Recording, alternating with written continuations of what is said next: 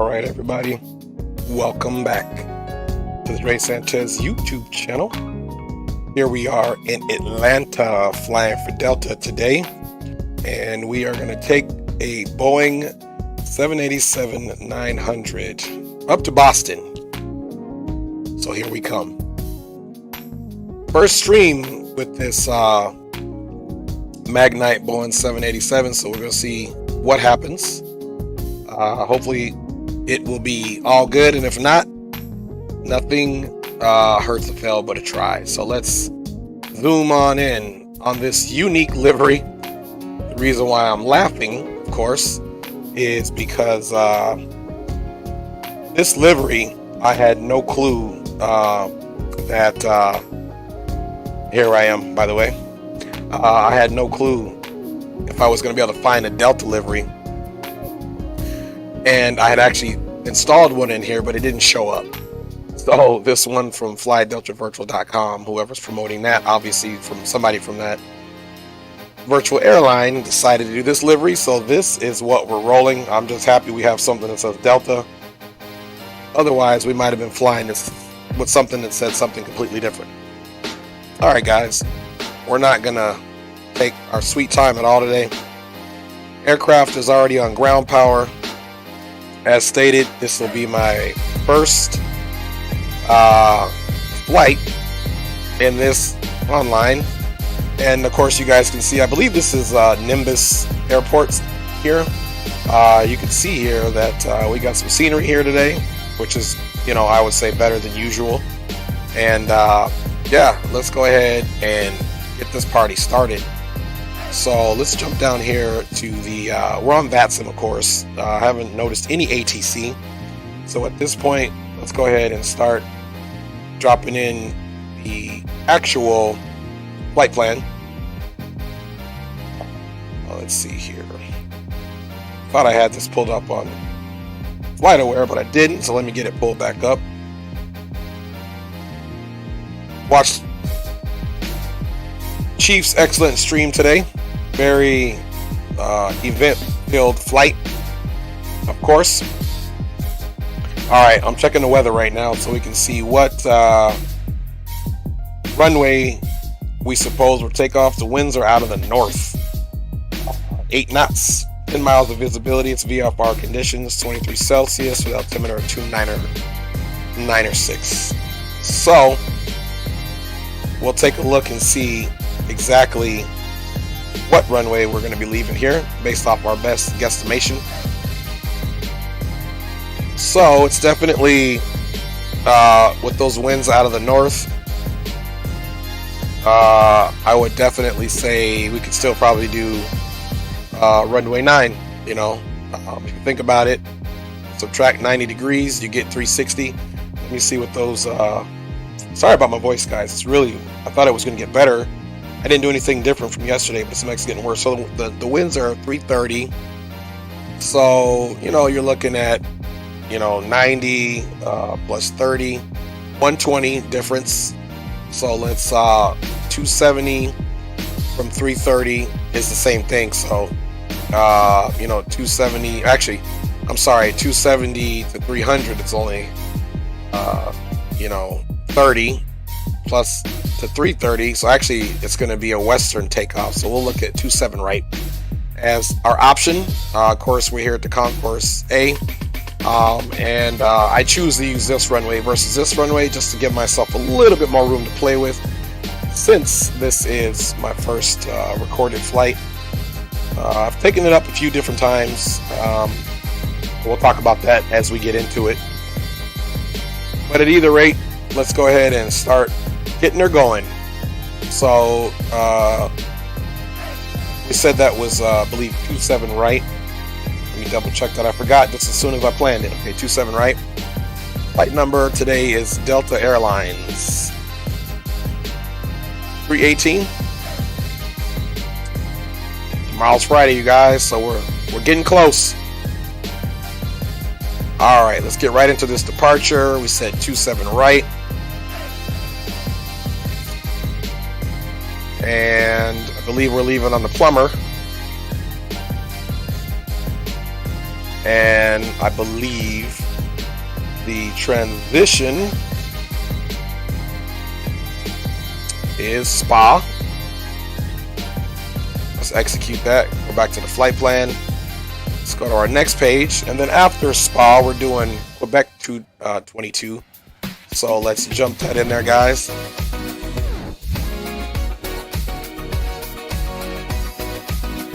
Quebec 22 to Barrie.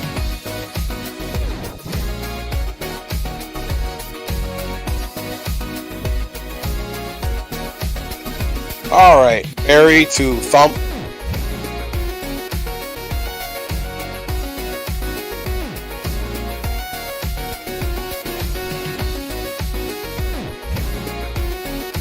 All right, Thump to Maxi.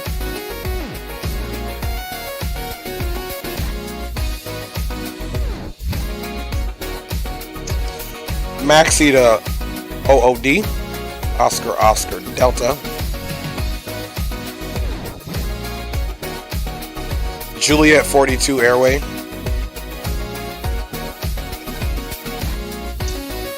RBV, which is Robbinsville. I know that one. I've been flying over here a little bit to know that. And that's in the vicinity of New York, of course. And then Robbinsville to Juliet 222. Juliet 222 to JFK.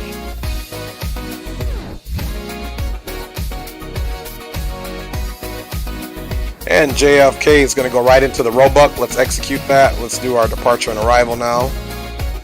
And we don't know what's going on there, so let's just put our Roebuck with the JFK transition, of course. Execute that. Let's look at our legs for any discontinuities.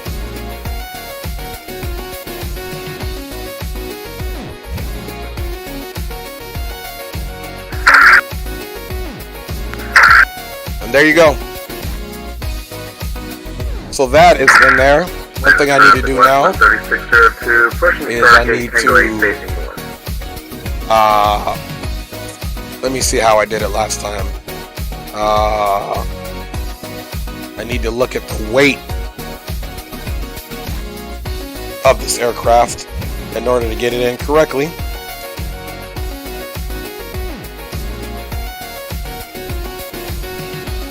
Alright, let's get into the config. Okay, here we go. So, the fuel needed for this wonderful flight, 37,000 pounds. Let me see if I put an extra 1,000 in there. I don't think I did put extra fuel in there. To actually take off. Yeah, I didn't put extra, so I'm gonna add 2,000 pounds to that for pilot's preference. So we'll do 38. Delta 979, tap standing by, looking at 4, I'm landing with runway 27 right, line of traffic. Alright. There we go, 38, almost 39, actually it's 37, so I said about 2,000, so it should be closer to 39. This is cool right here. As far as packs is concerned, let's get them in there. Let's do 245 packs. Boom, there's our fuel. This is estimating our landing fuel. And looking at the flight plan, the trip itself takes 20,000 pounds of fuel. So that's pretty significant, leaving us with 18,000 pounds of fuel, of course. And in that you have your contingency fuel. What we're looking at here of 2,742 pounds. Alternate is 85.39 with the final reserves of 44.67. So usually you just combine these two. You don't really want to look at your contingency fuel. That's like in a OS moment. Like you guys know what I'm talking about. I don't curse, but that's the OS moment. So between 85 and 4, 8 and 4 is 12 plus 5. So we're just going to say 10. I like to lowball it. And of course, you guys can see flying time is 1 hour and 50 minutes. And if we need to go to our alternate JFK, that's a 45-minute situation, or anyway, flight plan change for fuel purposes. And then we got another reserves 30 minutes plus the whatever else we have left over in there. So So there we go, guys. That's what we're doing. So, galley. Okay, we got 0 fuel weight there. So our tow, everything is looking good. Max landing weight, max takeoff weight. So we can definitely let's figure out the galley. Yep, short haul crew. We're gonna do we're gonna do the max numbers here. Why wouldn't we? Atlanta traffic Delta 818 heavy crossing runway 27 right. Packs, of Atlanta course, traffic. we already got 245. Cargo, we need to up that, of course. Atlanta traffic United 225. And that looks good. Or 225. It's right there, so we'll throw that much cargo in there. Left, Atlanta. And of course, the fuel is 38. Ouch! Somebody just blew my ear out. So total is 38,801 as far as fuel is concerned. Traffic Delta 225. Correction. So let's go ahead and heavy. We're clear load that. runway 27 right. All right. Now that that's done, we definitely need to come on over to, let's see, aircraft config. Okay, we did that. Fuel, Okay. Aircraft is loaded. It's cool. Traffic westbound 3602, taxi runway 26 left. So now we have to do this initialize the flight, which I had no clue about that last time when I first flew it first couple times. 27 right is our runway of preference. Takeoff, we're gonna do 12,000 foot runway, so we'll roll with flaps 10 just because we're heavy, it's dry. And let's look at the Q and H here. Let's go over to our flight aware. Okay, Q and H is 2996. So there might be a little trick where we can find actually what that Q and H is. Let's see. Let's come down here a little bit. All right, and let's see. I gotta remember how to switch this thing over. 29901 and the altimeter is 29906. So then we just switch that back over to the QNH, which is 1015. Delta 818 heavy. So to make this simple, just come over here and put that in. Oops.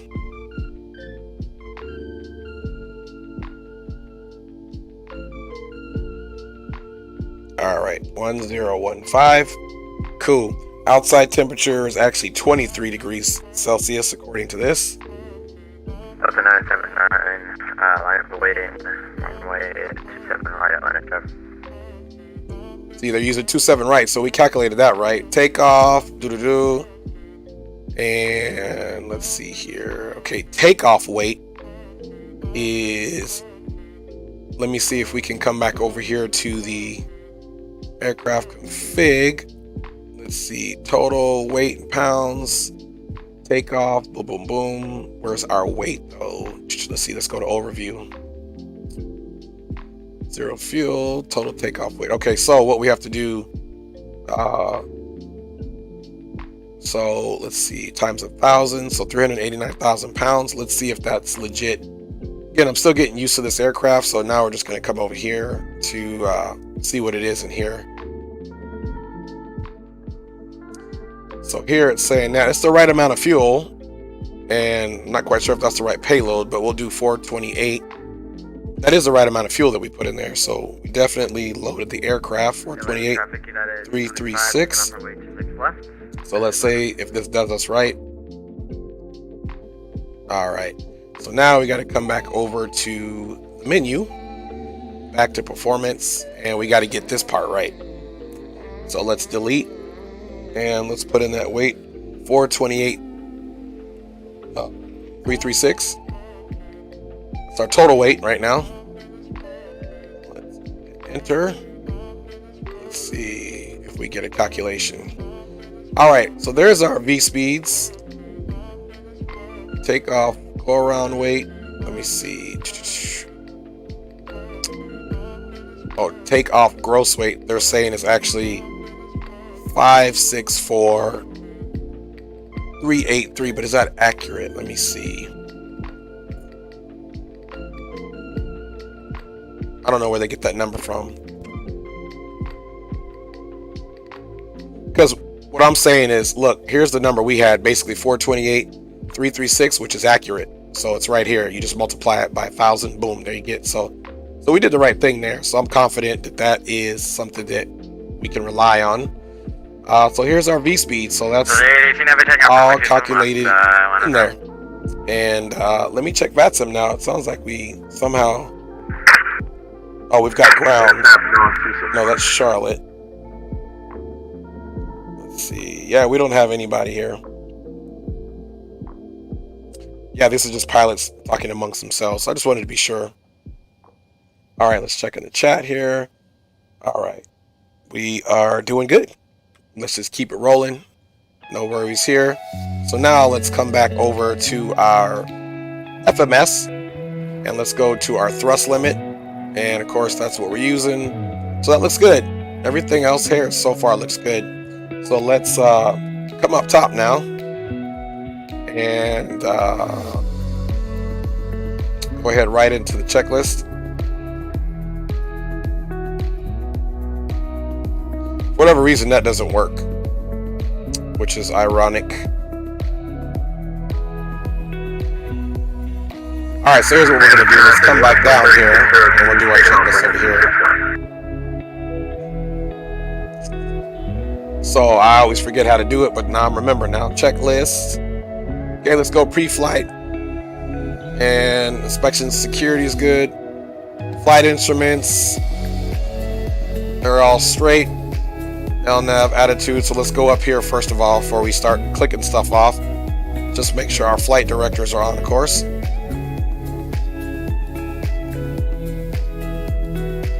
And let's go over to the first officer side and get that situated to where it says 29906. So first of all, we got to change this.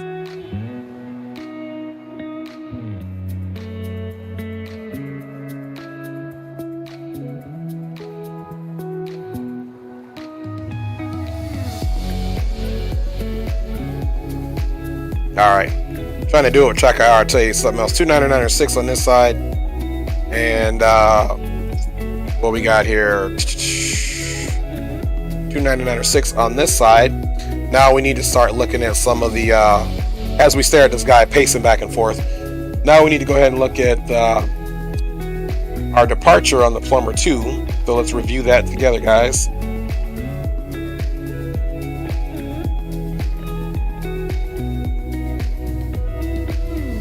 All right, here is the Plumber 2 with departure on 27 right, so top altitude is 10,000, even though we're not going to adhere to that because there's no ATC.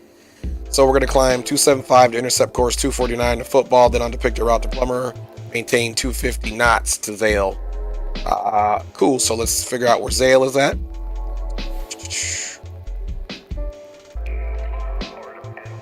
Okay, Zale is down here, so this is what we do here. And apparently we come back up here and come all the way up to set heading back northeast. So the big things we need to know here, set our heading to 275. We'll ignore the 10,000 because we're going to be climbing unrestricted. So,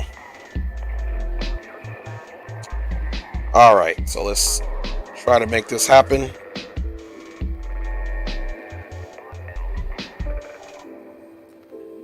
$10,000.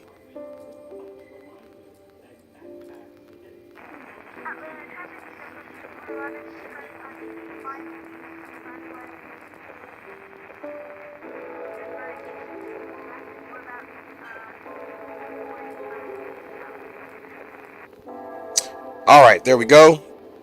So we've got that all squared away. Flight director's gone. We've got our actual altimeter set, which is good.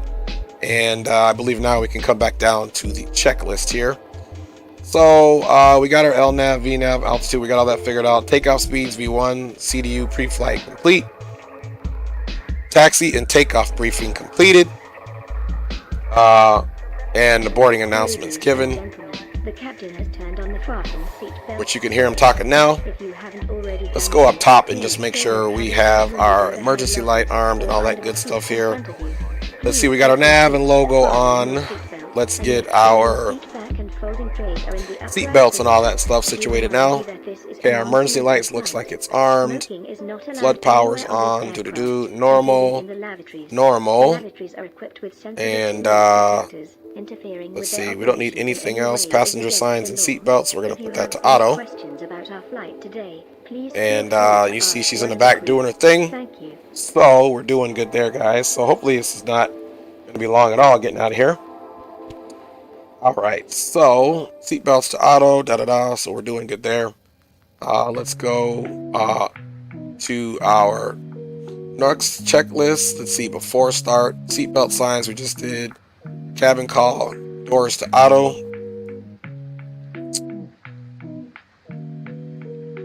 Alright, now let me find the doors on this again. I know it's gonna be somewhere here. I think it might be on the center pedestal. Let me just take up here and make sure there's no door lock up here. Seatbelts, chime, ventilation. Let's see. Sometimes it's down here on the, yep, here we go. So doors are to auto. Evac command. Let's look at the rest of the stuff here. Flood lights dim. Okay, there we go. While we're at it, let's go ahead and type in our transponder code. We'll do the captain's side here. Oh, and it's already 2200. That's what we want. So no worries there. And yeah, so far so good. Back to the checklist, folks. All right, so that's done. MCP, which we did. Set up fuel on board. Okay, fuel pumps and beacon on. Before we do that though, let's come up here and let me double check what our taxi is going to be, guys. Taxi should be pretty simple. The airport info. Okay, so we need to taxi if we're departing on the inner taxiway. And if you're arriving, you taxi on the outer taxiway. That's something that we kind of went over with Dave McKee yesterday. So we're going to use, let's take a look here. Let's plan this together, guys. So what we're going to do, we're going to push back, nose left, and we'll come down to either Lima 4. It is to be Lima 4. That's the one that makes the most sense. Even if we get at the holding spot to Sierra, that's what we would do. And then we'd pick up Lima 4. We'll take Lima 4 all the way, once we merge on Mike, all the way down to the runway, and we'll get out of here. So that's what we're doing, guys. Again, it's pretty simple tonight so far. So no worries there. Okay. So MCP is all set up. We got our taxi route all done. Now that we know that, let's do our better pushback. Let's pre-plan that. Of course, you're gonna glitch on me the first time. Why wouldn't you? All right. We're gonna need to push over here. That's a pretty. See, I'm looking at wingspan right there now. I don't trust it, so let's push over here. Back a little bit. Thought I pushed it. All right, apparently it lets me do it there. All right, so we got that situated. Plan acknowledged. All right. Follow me through the menu when you are ready. So they want us to turn the fuel pumps on now, which we shouldn't do yet. Let's go ahead and get the APU on first of all. That's going to be one of the main things we need to do. All right, aft power, APU gens are already on. Gonna click it there, give it a few seconds, then on over to start. All right, so now we'll have that APU starting up. You can see it over here spooling up.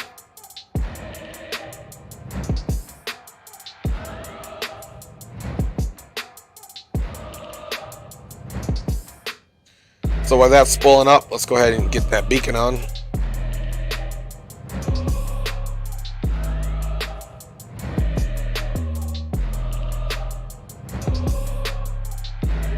All right, almost there. 80%. Also, in the meantime, let's get rid of some of this clutter on here. We'll keep traffic on there, waypoint, NDBs off. We'll just keep it like that for now. Let's see, that APU should be available, which it is. So now we could definitely come up top. That guy's still on there pacing, man. He must have something serious on his mind. All right, so we can turn our power off now that we got our APU on, and then we can continue turning our pumps on the right way. I gotta look and see if we got any fuel in the center tank. I don't think we do. This aircraft is a pretty short flight.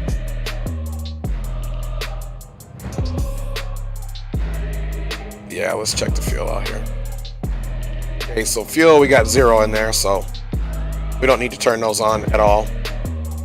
Let's see, available on. Turn those window heats on, ventilation, trim air, we don't need on, right pack, we don't need on. Let's see. Yeah, and this thing is nice, like I said, what I notice about here, let's see, ram, air, turbine, we don't need that. You don't even have to do the bleeds on this thing. This thing is pretty sweet. All right, so we'll get these to auto.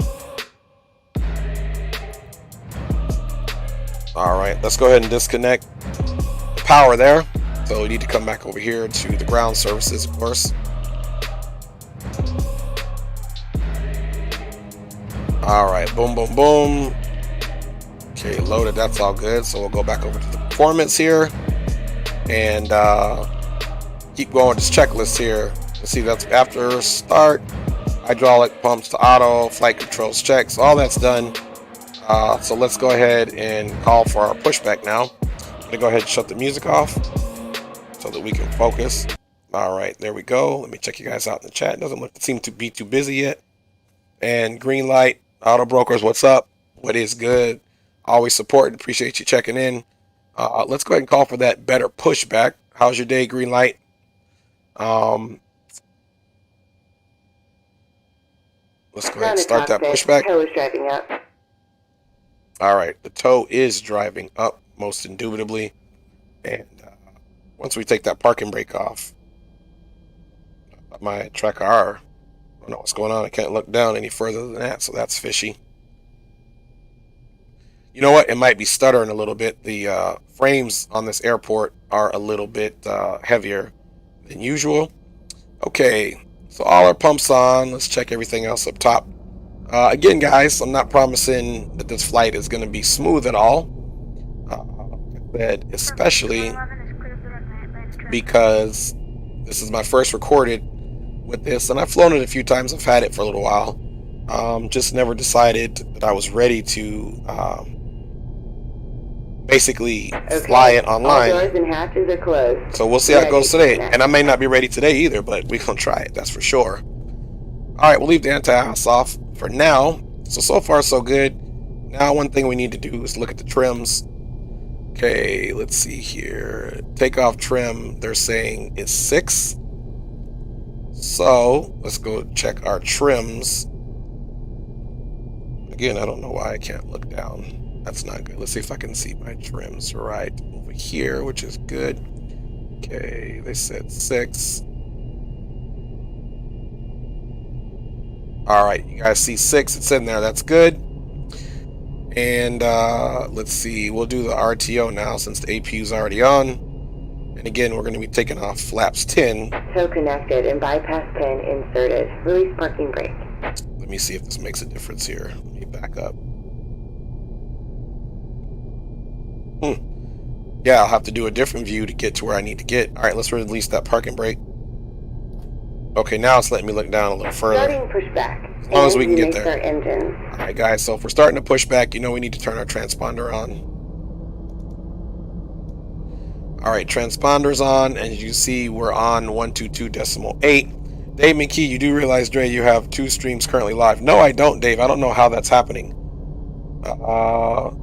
Let's really, what's going on there? I don't know how to fix that. Do you realize, Dre, you have 2 streams currently live? I don't even know how that's even happening. Where are the 2 streams at, Dave? Let me check this out here. Let me go to a different YouTube. I don't know how you would have 2 streams live. That's peculiar.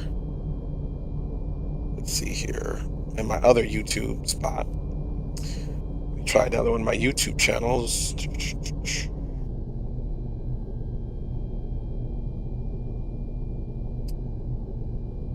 Yeah, I don't even know how that's working. Seriously. I don't even know how that's working. Wow, you guys are gonna hear me say that. Yeah. So I don't want to end the stream at all because something's gonna happen. So I really don't know how I literally have two streams going on when I just click go live. Very strange. I don't know if there's anything I can do. Manage. Sorry, everybody, for anybody watching the stream with the truck icon on there. I'm gonna have to delete that. I mean, I've noticed that before, so I don't know how I have two streams live. Sorry, guys. It's kind of out of my control how that's happening. So, anyway, we're pushing back here, guys. Remember, we're gonna use Lima 4 and get onto Mike, left on Mike, all the way to runway 27 right. So, and we're doing flaps 10. We got our V speeds in. And I think we're doing well so far. Don't give me the line though, because I'm sure I'm going to make mistakes in this one today. And we'll get in the air. We'll talk about the autopilot issues that I've noticed with this. Let's see, hydraulics, air, fuel, EFIS. Again, we got our engine panel here.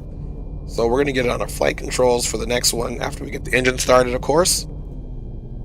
So we're just going to push back here in this busy Delta concourse. Drew Stone, I think you are good now, he says. Thanks, Drew. Like I said, man, YouTube must love me to give me two streams. I mean, what's up with that? I was having trouble keeping one stream going, as y'all saw in my previous stream. Operation complete. Go ahead and set the parking brake. All right. I will allow her to tell me what to do. The only other lady allowed me to tell me what to do is my wife. I guess and my daughter sometimes. I let them get away with murder sometimes. All right, yeah, so as I said, we're going to take this all the way out to Lima 4, left on Mike. And let's see what our flap speeds are. Let's look at the placard here, right here. So we're taking off flaps, it said 10. So between 5 and 10, so we'll assume the limits of 15. We'll leave it at 200 for now. Alright guys, let's most certainly get these engines going here. Let me go up top and make sure everything else is on that I need it on. Fuel pumps are on. We don't need to do any balancing work. Okay, let's go ahead and start the right engine. Alright. There we got our movement on notch 2, which is the second fan blade. Is disconnected and bypass pin has been removed. Hand signal on the right. We'll see you next time and have a safe flight. Alright, let's go ahead and introduce that fuel. Yes, I know you guys are looking for fuel. It does that every time. I guess I don't get to it quick enough. So we got that coming up, guys. And hopefully the stream stuff is all out of the way. Again, I don't know how YouTube's doing that, double stream situation.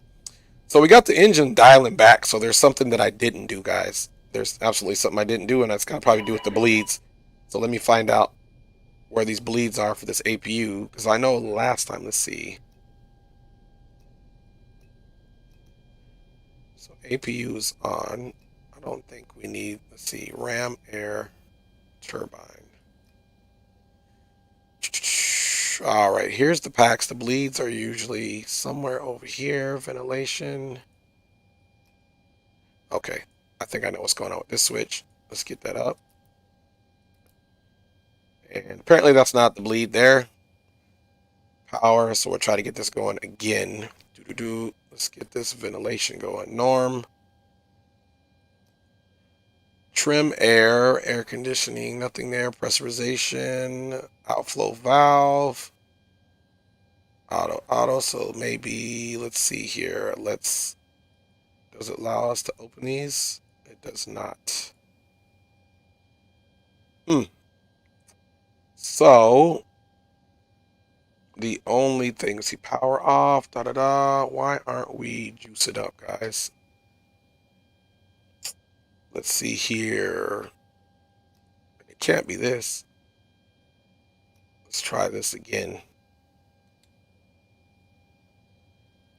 Okay, that's off. All right, let's go back up.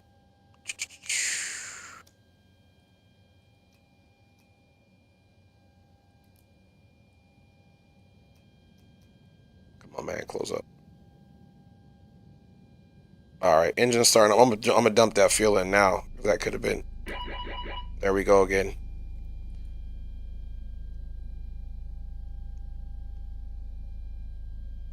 So engine's back up on the rise. Trim air left. It's on auto. So maybe I introduced the fuel too late last time, but she's up on the rise now. It says running, and we heard the click, so, you know, I don't know what happened on that first one. Maybe I introduced the fuel a little bit too late, but whatever it is, we're going to take it. And we already got the click, so that one's got a good start. All right. Let's look at that N2 fan. It takes about a 5-second delay. There it is. Okay, I'm just going to go ahead and jump that fuel in. There we go. Let's see if we don't get that audible noise, which we haven't thus far, so I think that was the issue. Jump back. Let me check my views for you guys, what we got. Okay, we got a nice view of the engine starting up there. Very nice. Very nice. Now, I didn't originally get this aircraft because I know, look at this side, it's got the tinted window. This side doesn't. I think that's peculiar, but whatever. All right, we're good there. Let's make sure we get the click. Okay, that's good to go. So let's get those generators on now. Oops. Let's just go ahead and jump up top.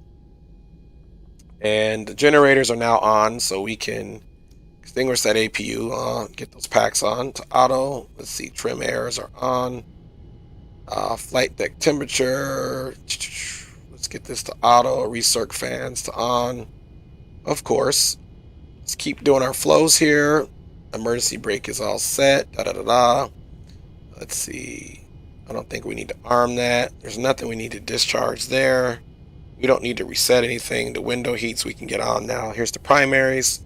We have our all this on here. Let's go up further a little top.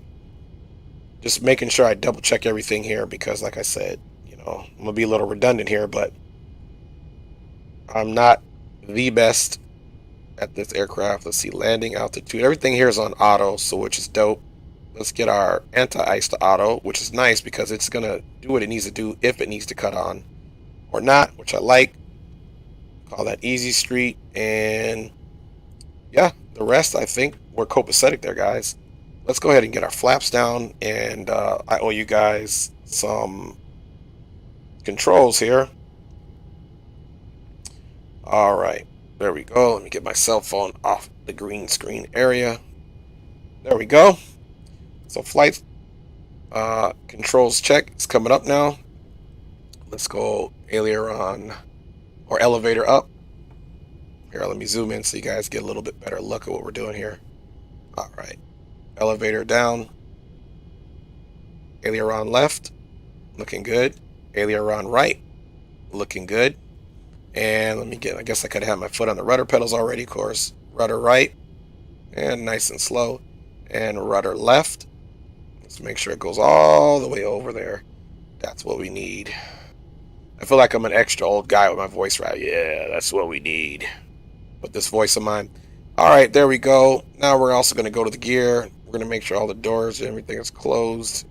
This gear door doesn't close, so it's not that, but this does close when it's down. And let's just see on the status page really quick. No messages to be observed. So I like to leave it on the gear page, of course. And guys, we're ready to go. So in order for us to have a decent takeoff, I believe I'm going to just do an LNAV. We don't need to do any heading, even though we've got it set. So let's go ahead and set it up for that. So we'll hit the LNAV button. Our flight director's on. And we're just going to do an initial climb via the vertical speed. So now this is going to give me... traffic Delta 1070 Zenabest 320 will be taxiing to runway 26. Come on, you can do it. There we go. Via Foxtrot Golf Echo 13 Atlanta. Someone knows up about 2,500 feet or so. You can see that indicated here on the flight path marker. So that's what we need to do. We'll try to keep our initial speed. Not like yesterday, man. I took off on that aircraft and we just shot up like a rocket. Let's get the auto brake on. All right, we'll arm that. And doors to auto, da da da. Okay, let's go see if we got a before taxi. I'm trying to do it right. I didn't do a checklist yesterday. So that's done. Flight controls are checked, guys. Let's go back to normal and departure briefing, cabin call, and that's before takeoff. Transponder's already TRA. Let's get those flaps down. All right, the flap's 10, and we'll make sure that's indicated, of course. So it's still in travel, but it's headed. It's at least set to 10 there. We'll make sure that's indicated, guys. And without that, there's nothing to do. So let me double check my route here for the call out. And we will skedaddle here. Let me check you guys out before I get busy. Lemire Stefanis says, this really odd. Same stream, 2 different chats. LOL. I know. It's so crazy. So if anybody is watching this stream on the other stream, if you could come over and look for a stream that's titled Boston Here We Come. You should see this, whatever type of mug you want to call it is, on there to keep all the chat in one thing. And I don't even know how to go check the other chat. And I don't even know how that's possible. I'm only running one YouTube. So if you look at my screen here, which is right here, there's only one YouTube running. This is the only computer I'm running. And Drew, yeah. And look, guys, I'm not even playing. This is literally the stream that I'm working with you guys in, and there's only one YouTube only. So yeah, I don't understand. You know, it's always something, you know, but you know, we're not even gonna worry about it. Let's get out of here, guys. It's getting late. All right, we're doing Lima 4 Mike, runway 27. All right, let me make sure we're good to go there. All right, Atlanta traffic, Delta 318. We'll be taxiing the runway 27 right via Lima 4 Mike for Atlanta traffic. All right. Okay, perfect. So we're good there. And let's get out of here, guys. All right. Let me just get the chat up so we can chit chat while I'm driving. I'm sure. Big up, big up. Everybody's greeting each other. That's awesome. Okay, guys, let's go ahead and do this. It's a little dark in this cockpit, but let's see, heater, shoulder chart. Here's the brightness.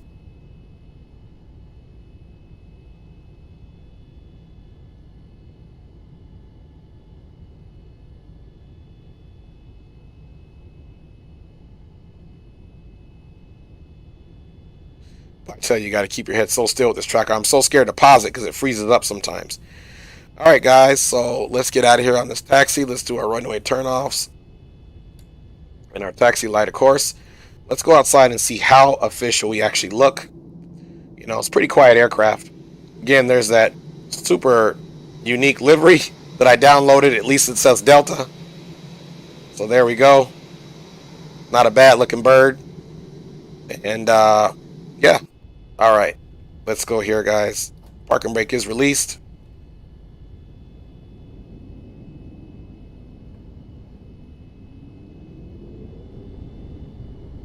All right, here we go. Here we go, guys. Welcome aboard, everyone. Welcome aboard. Hopefully we got a nice one here. I don't know how the landing is going to be in here. I don't even know how the takeoff is going to be, but all we can do is our best.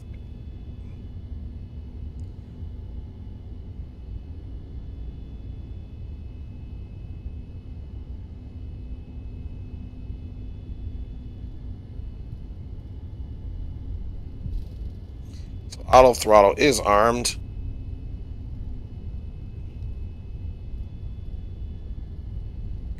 And once we get up and managed and on autopilot, perhaps I will, I'm interested in trying the climb feature in this one. All right. Ground speed's about 15 knots right now. All right, those flaps are down and indicated. Rejected takeoff. Speed brake is armed. And yeah, we're doing good. We are doing good. Let's see. Cabin call. We did that. Departure briefing complete. Cabin crew, please take your seats for takeoff. That's right. Get those seats. We're not playing around here.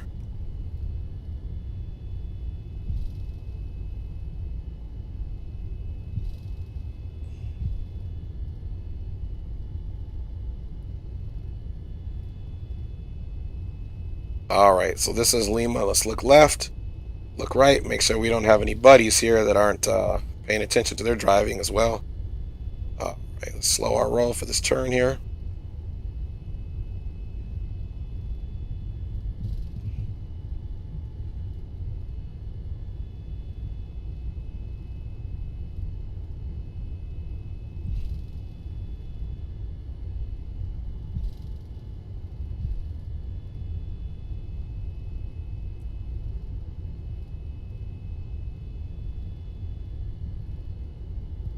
Atlanta traffic Delta 1017 flying up on runway 26 left. All right, so we are taxiing again using our lesson that we used yesterday on Mike, which is the inner taxiway, not the outer one, because we're not arriving. So not that I'm a ground control or anything, but my man Dave McKee put me on game yesterday, or reminded us, in the absence of the air traffic control, you know. So that's a good little snippet.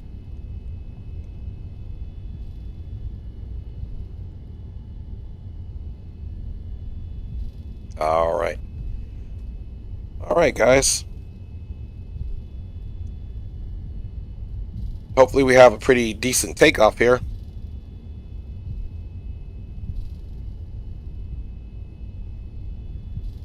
Got a ways to go on this taxi here.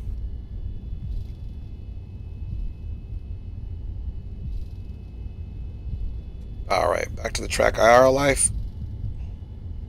Boy, she's quiet, isn't she?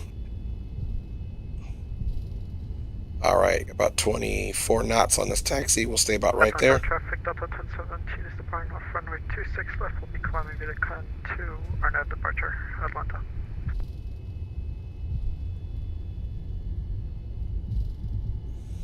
All right, probably won't look at the chat again. So if anybody's saying anything, I'll check you out once we get into the air. Let me make sure I get us up and at them appropriately. Let's look at this range here.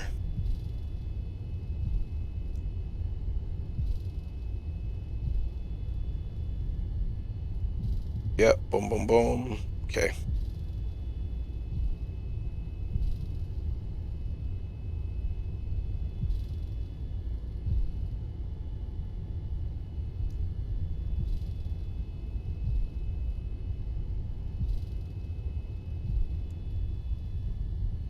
Intersection, football, okay, 6 nautical miles. All right, so you can't really mess this up. We go full runway and it'll curve to the right, so you can't even mess it up. It's going to directly direct us to. It's going to directly direct us. It's almost like instead of a double negative, double positive. It will end in a turn, which will lead you direct to the runway. The threshold is what I meant to say, folks. It must be my wife made some bomb tacos tonight, so it must be the tacos just confusing my brain. Had some tea for my voice. So we'll see if we need to get tea time in the air, depending on how my voice sounds. If not, just consider me the raspy pilot today. Anyway, for any of y'all that checked out Chief's stream today, it was extremely entertaining. And I think most of you on here know who XP72 is. I don't know him personally, don't interact with him at all personally, but I like the new stream he's doing with Blue Games, where they do more, takes on the flight sim community and what's going on from their takes. So that's pretty interesting. So I'll have to go back and rewatch that episode today, or their stream today rather. I thought they were streaming today, so I didn't click into it. So hopefully I know what I'm talking about.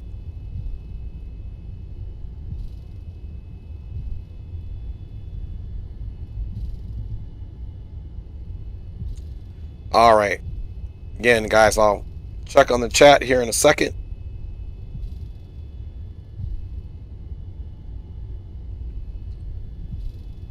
And I kind of misspoke. Here is the runway threshold, and you cannot go any further than that. You can see the lights there, so you wouldn't want to go any further than that there. So let's Atlanta traffic, Delta 318, entering runway 27 right for departure on the Plumber 2, climbing up unrestricted to flight level 390 for Atlanta traffic. All right, guys. Got the strobe on. Let's check final. Final looks good. Let's check the rest of the runway, which is your job as the first officer. All right, coming right on. Let's hit the clock. You know, I don't even know if that actually works in here. I hit it all the time, but I don't even know where it reports. So, all right, here we go, guys. If I missed anything, we're about to find out. That's for sure. Let's get ourselves lined up.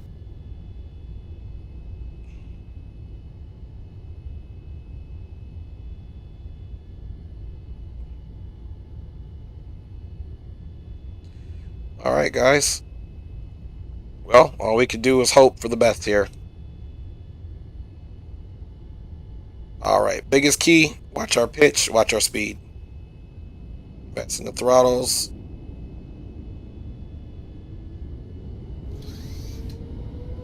All right, guys, takeoff power is set. Pull back a little bit on the power. There we go. 100.3 is fine. It's in orange. Airspeed is alive. Pretty stable. Not much. A little bit left rudder on the play. 80 knots. 80 knots cross check. Left rudder. There's a little bit of that wind.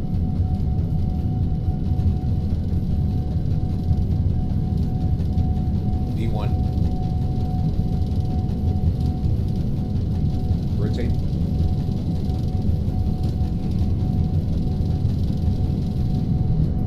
All right, guys, nice and smooth off the deck. Gear is coming up. All right, I'm keeping in mind that speed of the pitch. Pulling the power back just a little bit.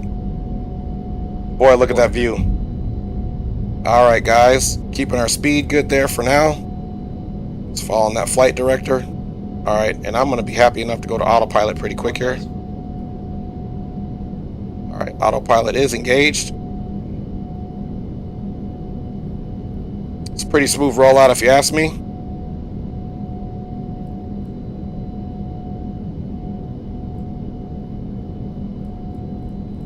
Let's go up in the speed there at about 200.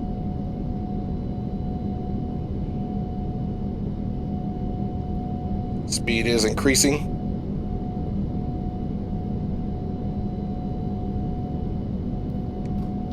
All right. Going flaps up.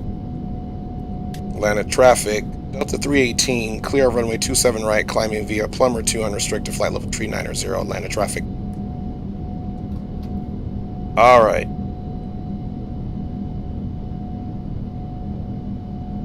So far, so good.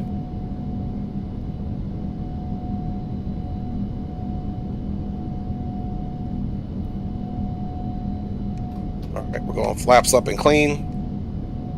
And we'll do runway turn off lights off. And let's go over here and click this auto throttle.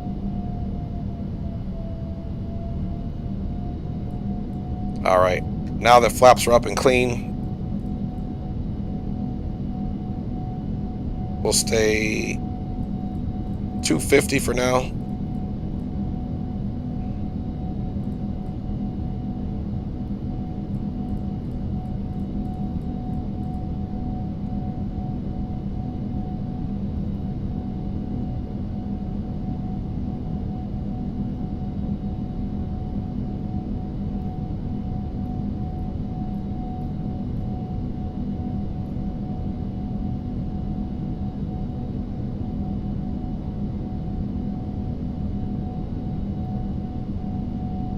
Okay, so speed is indicated. We're climbing. Let me make sure this feature, I'm in the right feature here. And there we go, guys. Let's get a little bit of a view there.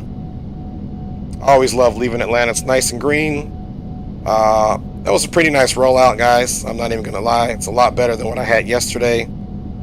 So let's see. We got lateral navigation. We got it on speed. We have it on the vertical speed there, of course. Let's go ahead and get us a little flyby.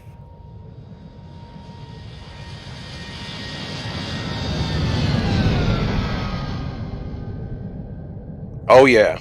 Oh yeah. She's looking official. All right, enough of that, guys. Let's go back in here. And I'll get to your comments here in a second. Let's go ahead and get rid of those. You don't need those anymore. Aircraft is still climbing. We're above 10,000. So let's turn those lights off. Double check. We are making the left turn, of course.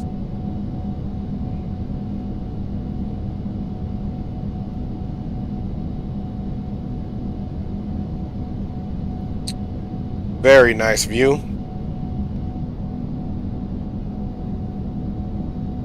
Look at that. Look at that wing flex.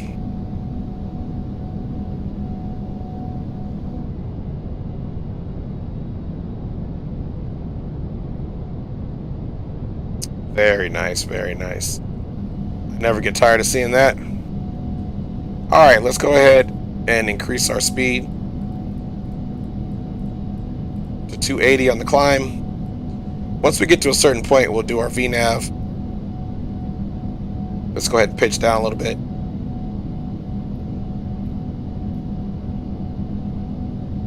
There we go. So she doesn't have to work as hard, guys. And here we are, up and at 'em.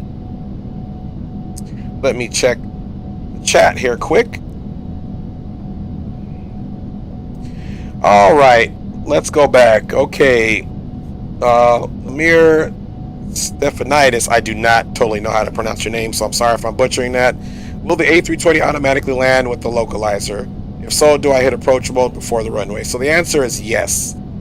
Your A320 can also do a landing by itself. But once you capture the localizer, where it says loc, as soon as you capture the localizer, then you can put the aircraft. You don't have to wait. As soon as it captures the localizer, you can then hit the approach mode, and if everything is in order, you'll get the sign where it will do an auto land. David Key says the localizer is simple lateral guidance. You need at least a Cat 3C enabled ILS approach to have a shot at auto landing. Correct. And Drew Stone says right, Rudda. Oh man. The airport itself, David Key says, must also have a minimum Cat 3C enabled ILS specific weather conditions to even be allowed to auto land, which makes sense. And let me see if I pronounced that right. Is it Ilmir Stephanides says OIC. Yes, Dave, you have that affect a lot of them, because I say that too. When you give me this information, I say OIC. Cavalry. Dre Sanchez, thanks for your service. Absolutely, Drew. No problem. Yeah, I was a Cav soldier the whole way. This is actually the unit that I went to combat with right here, which is the 3rd Armored Cavalry Regiment. And this is actually out of Fort Irwin, California, where we train all the desert. We train all units for desert warfare. That's what I did for years. So thanks for saying that, Drew. Wouldn't have it any other way. It's really gave me a lot of opportunities in my life having served. And, I have 2 daughters in college right now. My oldest 2 daughters are in college. One's going to be 23. One will be, I think she'll be 21. Let me see. 20. Yeah, she is going to be 21. But, they are able to use those features as well. For going to, at least in California, every state doesn't offer that. But in California, because I am a disabled veteran as well, they're allowed to go to school off of my blood, sweat, and tears. Go figure, right? But thank you for saying that. And I see Ilmir said I got it right. Thank you, Ilmir. Cool, got it. And now I see what you said earlier. Earlier up, you said Ilmir as well, and I didn't know what that was. But you were trying to give me a lesson on how to pronounce your name, so I appreciate you. All right, guys, we are cruising right along. We're gonna get some music on here in a minute. Here's what I'm gonna say about the whole departure. Let's get into something really quick, and then we'll go from there. Let's go to the cabin PA messages. Boarding, descent, seats for takeoff. Okay, there is no climb message there, so that's cool. Anyway, so what I will say is that, look, I can't guarantee a great landing. I just can't. I'm thinking this bird up enough where I can say, even yesterday I thought I was going to have a better landing than I did, and it turned out to be a realistic landing. Don't get me wrong, but it didn't turn out to be the great landing or the butter that I wanted, or even average. It was a hard landing, and it was negative 370, so that's okay. High negative 3s is a hard landing, but it's not worse. It was still, for lack of better words, it was an okay landing. There was some weather. But we beat ourselves up. We want to stream, we want to butter it. It's an ego thing. I'm not gonna lie. Still got an ego a little bit. But I'm putting it out in the world right now that I don't know how this landing is gonna go. With that being said, I hope it goes well. I plan to use the auto throttles on this time, basically almost to the end, and then, you know, take it from there. What I notice is my throttle control on the aircraft I flew yesterday, which was Flight Factor's Boeing 767-300. It's a little delayed from the time you throw in the controls to the time it actually responds, and that kind of threw me off yesterday. That's no excuse, because it kind of messes with your pitch. You know, you're trying to manage your speed for lift or less lift, not to mention your pitch, when you're using the throttles manually, of course. So let's hope we do a better job today. But either way, definitely gonna enjoy trying to attempt a great landing with this today with you guys on board. And Ilmir, see, I feel confident saying your name now. Ilmir Stefanidis. Okay, let's just stick with the Ilmir. I appreciate you giving me that breakdown, man. It's awesome. So hopefully we have a good landing. And Drew Stone says, big up, Dre. Thanks for your literal blood, sweat, and hopefully not tears for our safety. Oh, plenty of tears, Drew. Plenty of tears, but thank you for saying that. I'm humbled. When people Nidis, he's Ilmir's still getting it with some laughing. I know, hey man, I don't claim to be the best with names, so I like the Ilmir part. I don't feel comfortable with that. But yeah, a lot of blood, sweat, and tears, sacrifice, friends lost right next to me. Again, you know, my take on life changed a lot in terms of, you know, what really do I put my energy in and what don't I put my energy in this life. And don't make, you know, molehills into mountains, of course. So I know I'm doing some talking here, but let me see here. Okay. Oh, you know what? I remember to do this one thing, which I completely, let's see, where is it at? Let's see. I know I got it messed up. I need to put one thing I didn't do. Let me see, thrust limit. I got to go into, let's see. Oh, VNAV. And I never put our cruise altitude in here. That's what I got mixed up on last time as well. So now we'll throw it in there. Okay, now the legs will reflect.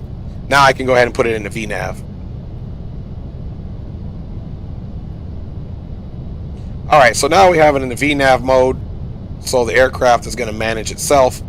But for all, I mean, to me, it's very simple how this FMC works. In conjunction with your this situation over here. What is it? Your EFB. But normally, you know, you do everything with the FMC, and it's a little bit more labored, but this one's pretty user friendly. So there we go. For all of those that haven't flown this aircraft before or are new to it, don't forget to go to your VNAV, and that's where you actually put in your cruising altitude. And you're going to want to do that because if you want to allow the FMC to manage your descent appropriately for your star, you're going to want to do that. Now, I will say, I did say, and Ilmar Stefano says Elmo works too. Got you. We'll stick with Ilmir because I want to respect your name. And Drew Stone says, all right, but thanks, Ray. Absolutely, Drew. Hey, thank you. Thank you for our support. Thank you for recognizing that. You know, when it comes to our military, it takes the service member, the family members, and the entire community, you know, to support us. And now I'm at the point where I'm supporting the active duty members. And in one of the lines of work that I work with my business partner, his company that he owns, that I'm his vice president, it's called 911 Academy, and we actually train all Americans to be first responders in their own right.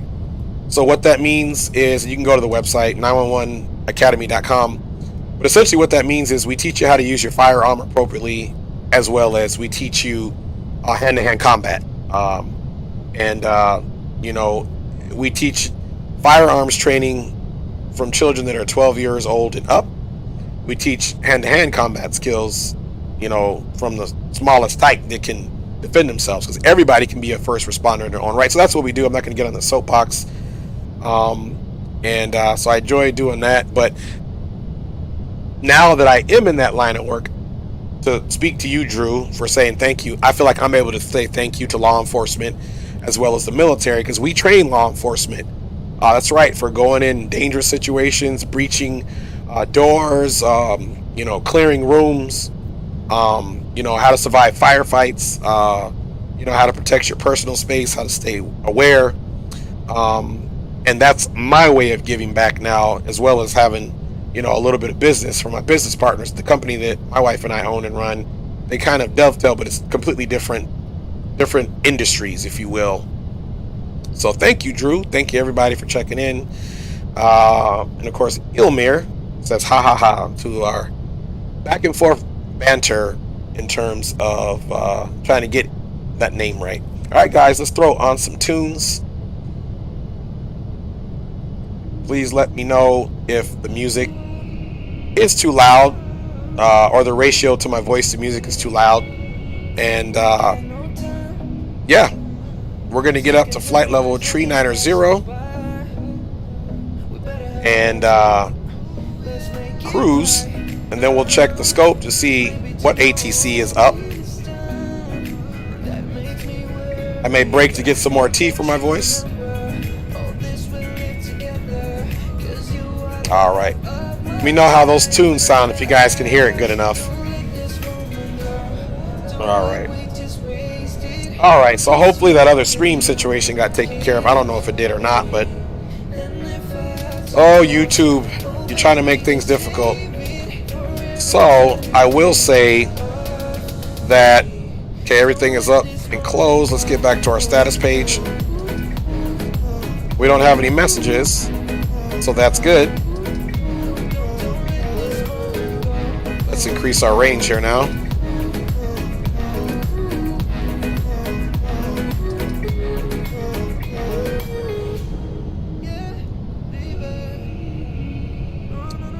All right. Now, I do hope they make this MFD a little bit better. This is basically using X-Plane's native MFD. I think we can do a better job here.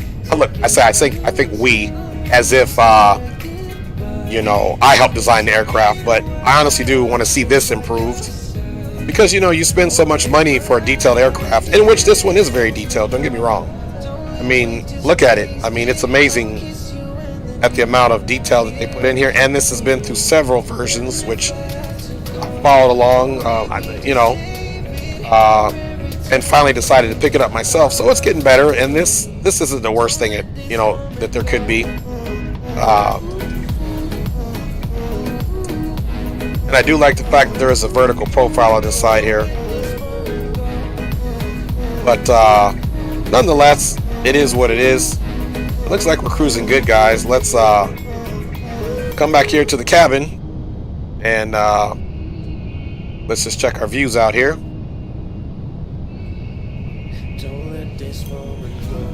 Not bad at all, you guys. Not bad at all. Alright, so now we can come back over here to CDU. So, and if you guys want to, the info in this November Delta don't work, but these other four parent commands, if you will work. So you can go to your comm here, and I don't really use that. If you hit nav data, this gives you kind of this. Checklist, of course, is going to give you this. Come over to the system, it's going to give you all of this. We can come to the progress page here, and we see our top of descent is in 579 miles. So we got quite a ways to go here, guys. So this is going to be quite the ride here. So in lieu of pausing my track IR, which I have a program, I just don't want to pause it and then try to unpause it, and it doesn't work. So what I did is I came up with this view. So we can manipulate this view, of course. So let's come up. See, we can kind of get a better GoPro view, and I'll nose it down a little bit here. There we go. So we have a nice view while we cruise. All right. Drew Stone says 5x5 on the sound. Thank you, Drew. I appreciate you. Ilmir Stefanide says plane looks very clean. Thank you. It should be clean. I had the Delta staff clean it up, buff it up for me. The virtual staff, that is. Much respect to them. So we're still climbing at 0.74 Mach. I want to see once we get in a cruise if that's going to increase. So let's look at the FMC here. And we got 0.800. So let's hopefully pray that once we get to the cruising altitude, that's going to change. It might just be stay 0.74 for the climb, which I'm sure I could go check that in the VNav. Matter of fact, let's go experiment with that information. So if we come back over here to the CDU, the CDU, and go over here to VNav, and that's what it is. See, the climb here was set for 0.74, and here's the limitations for, the speed limits. Here's the transition, so that's pretty sweet. And then we program our cruise here. So now that once we get to our cruising altitude, this should definitely jump up to 0.80, which it just did. We saw it happen in real time. So the engine will stay, right now it's at 101.1%. The engine will stay throttled up, if you will, until we get to our target cruising speed of Mach 0.80. And there you go. Now, one thing I'm curious about, which I didn't check last time, let me make sure. Okay, there we go. I put the auto brakes out, but I actually did it by accident. I didn't mean to do it. But they're good to go now. Plane is still picking up speed. See where this clock is at, man. I swear, you guys saw me hit the clock, so now I want to see where the actual time is reported at, or if I even got it started. I don't see it. Let's go over here. Okay, so shame on me. This is the clock. And I did remember that. Oh, I did find it last time. I just forgot. So we did get our time started. We've been in the air for about 20 minutes, which, if the flying time is accurate, we got about 1 hour and 30 minutes to go, just for those of you who want to figure out when the landing is going to be. We are in the cruise phase of the flight. So let's come over here to progress. So our top of descent starts at 2016 Zulu, which is not going to be the accurate time in the sim because I'm flying with different times. So we have something to look at outside instead of doing a dark flight. So 2016 Zulu, so let's calculate how far you can be away if you want to come back for top of descent and landing. So let's come over here, and I already forgot what the time was. Top of descent is 2016, okay, 2016, and it is now 19, so 2016, that's going to be 1 hour and like 20 minutes basically. So roughly in 1 hour, well, more like 1 hour and 15 minutes, or no, we'll say 1 hour and 10 minutes. 1 hour and 10 minutes we'll start our descent, according to that, because right now the Zulu time in the aircraft, or in the sim right now, is 1905. So we'll come back here. Here's 2016, so top of descent's at about 1 hour and 5 minutes, if you will. Let's see, night flights. Right, you asked me. Right, Dave. Yeah, because it's, you just don't get to see anything. Even though I do like flying at night if I'm just simming for myself and not streaming, and every now and then I will do a night flight. I was actually thinking about doing some general aviation flying today, because I feel like when I don't fly Pilot Edge for a while, I'm like, hey, I'm paying for it. I need to get my ROI, or my return on investment. So perhaps if I don't do the FNO tomorrow, which one reason I'm flying back up to the northeast is because the FNO tomorrow is at a JFK, so I'm simulating that we're getting back there because we did a flight yesterday to Charlotte. So now we're taking ourselves back in that region. So if I do decide to fly it, we technically deserve to be there because we put in the work to get back up in the northeast. Ilmir says, flying from Cleveland to Cincinnati and Microsoft Flight Simulator going smooth so far. Nice. Ilmir, are you streaming that? Is that something we can see, or are you just doing that on your own PC? And if so, hope you're having a great flight. Hopefully you have a butter landing as well, brother. Throw that good karma out there, so hopefully some of it's returned. but throwing it out there with good intentions, expecting nothing back. One thing I learned as I've gotten older and kind of tapped more into my spirituality and learned and listened to more, that you're not always going to receive your blessings in the same place that you're putting your energy in. So if you help a family member out, a friend out, and you're expecting that exact same level of help coming back to you, you might get your feelings hurt, because your blessing may come from a stranger. Your blessing may come from a situation. Your blessing could be that you get to remain status quo. Yeah, there you go. Ilmir says no, he's just flying on his own and he's appreciated. He says you too, man. So hopefully he's giving some of that energy for that nice smooth butter landing. You know, I say the landings are like driving a 5-speed, right? I learned to drive a 5-speed when I was in my teens. Drove a 5-speed on the old Deuce and a Half, the old military vehicles. When I came in, they still had stick shifts, and they're not in the same, they're not orientated the same way as your normal gas or diesel powered engine car or truck. Right? You got first, second, third, fourth, you know. So anyway, I like to make an analogy with landing. When you drive a stick, you have a friction point, and that's basically where the clutch plates mesh it up, transmission to the engine, so you have a smooth start.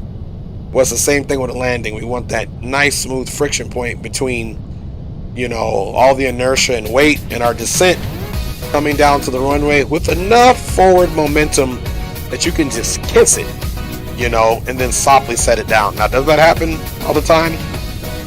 Absolutely not. Today, my goal is not to get a hard landing. So if we get average, great, or butter, I'll be happy. If we get hard, but not horrible landing or unacceptable, I'll still be happy, but I'll be just a little heartbroken. There you go. So let's check out the VATSIM scope.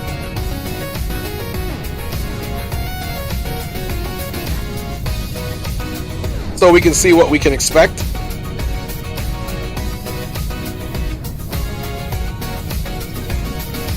All right, so here we are, Delta 318, and it does look like we're going into DC Center.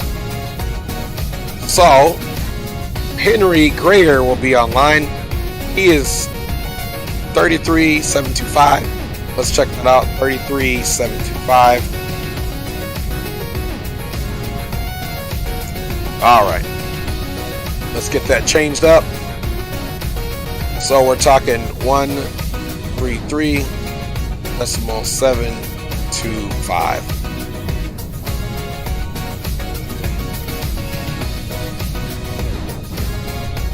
There we go, 33725. We still have the active 12280 for Unicom.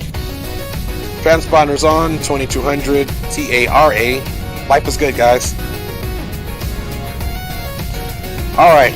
So David Key says, check your initial ref page. I think you have cruise set wrong. Else click the IS Mach button on the glare shield. Let me check on that.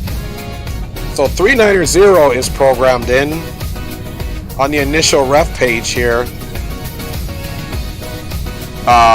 This one doesn't have the initial ref. This is the init ref page, Dave. On this one, you got to go to VNAV and put your cruising altitude in here.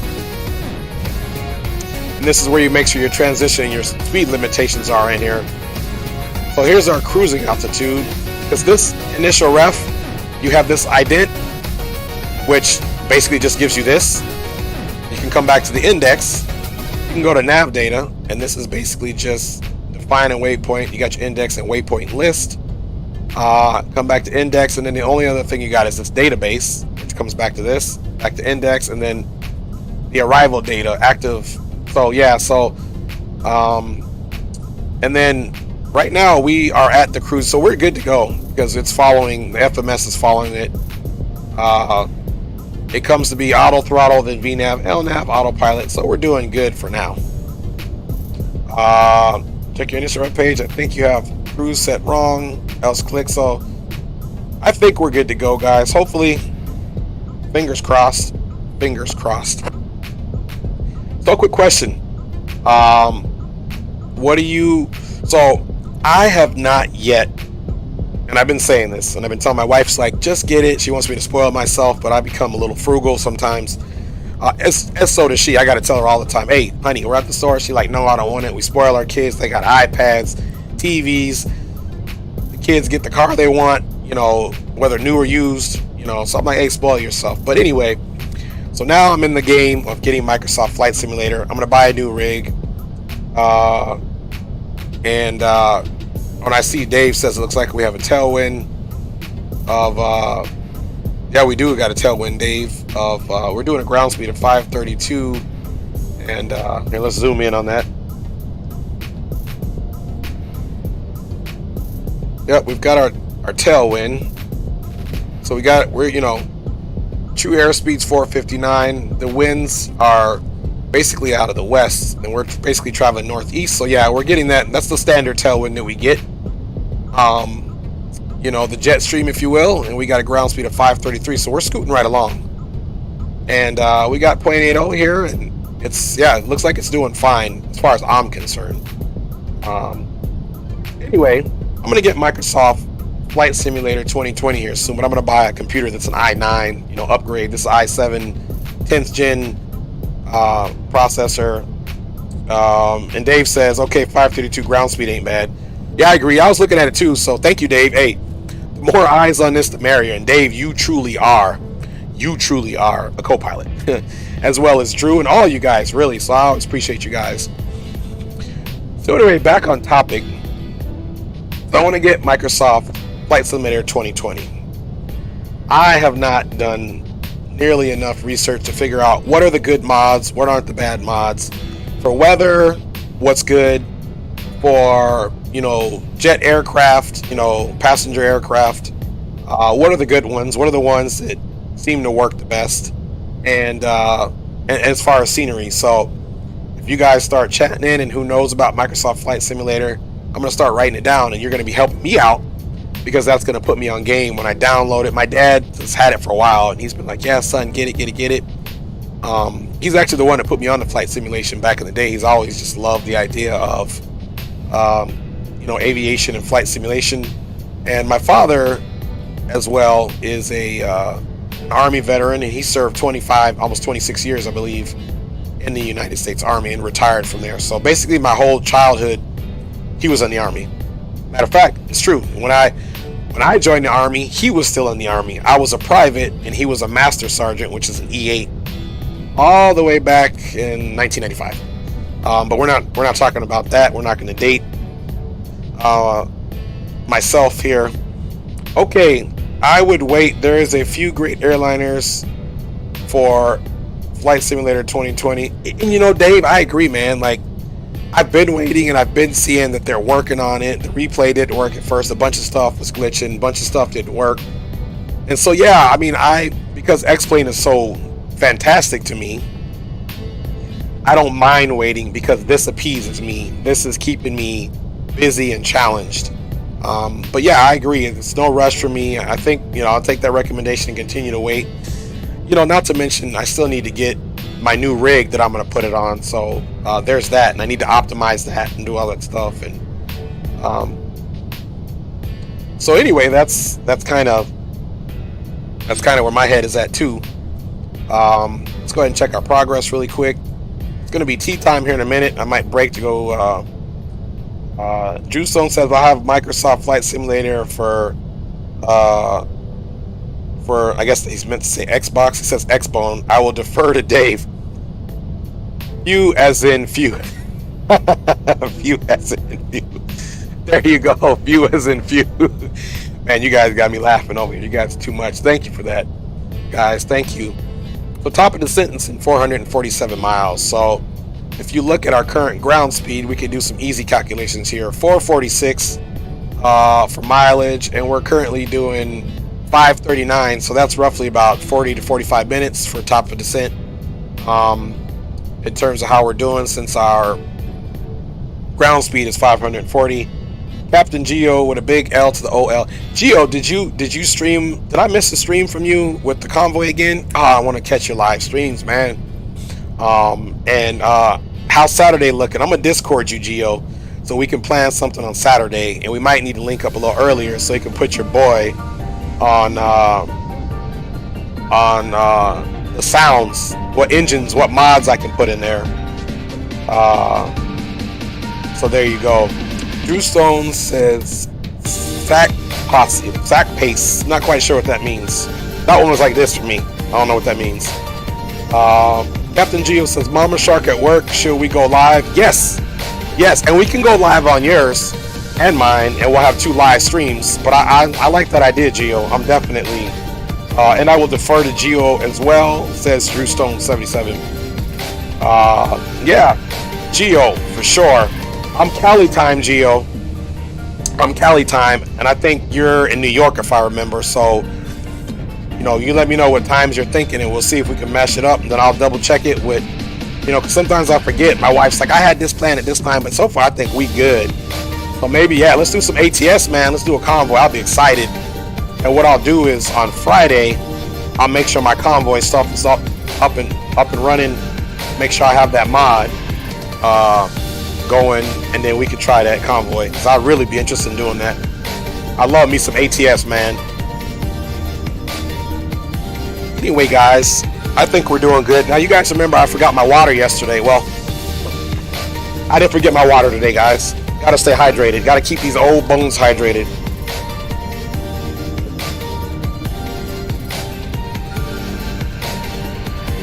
Green light, what up? We loading up. Green light says, what's up? We loading up. Captain Geo says, yeah, he's got me, of course. And Captain Geo says Miami. LOL. Well, same. Okay, Geo, you in Miami. I know you. I love some. You know, you have a lot of the culture. My culture down there, La Boricua, Puerto Ricans down there, and a lot of Cubans too. Drew Stone says, big up, green light. I love the camaraderie in the chat. Yeah, let's get it. Let's get it for sure. Man, hey, I know we was talking about climate change, I think, on my last stream yesterday. Big up, Green. Big up, baby. Big up for sure, man. Thanks for your support. You always check in, brother. I appreciate you. But man, you know, I've been in Cali for several years, man, and I was born in Anchorage, Alaska, so I am truly a West Coast kid. Because you don't get no more northwest, if you will, than Anchorage, Alaska. But it is extremely hot over here in SoCal right now. Man, I went outside and basically lost like 2 pounds off the instant heat sweat. So man, you guys, wherever you at, watch that weather. You know, dress accordingly, because it is brutal. What we got here? Drew Stone says we rolling. Geo thinking about Vegas to Frisco for green light, and I'm assuming that's a flight that you're referring to. But even if it's driving Vegas to Frisco, we can do that too. I like the scenery in Frisco. Are you referring to driving, Geo, or are you referring to doing a flight? All right. So let's check in. Let's do a little status check here. And yes, I got the lights off. 10,000. Boom, boom, boom. Get a better look up top. Off. Da da da. Boom, boom, boom. Yeah, guys. I mean, so far, so good. Of course, we're not going to select it. Select MFD.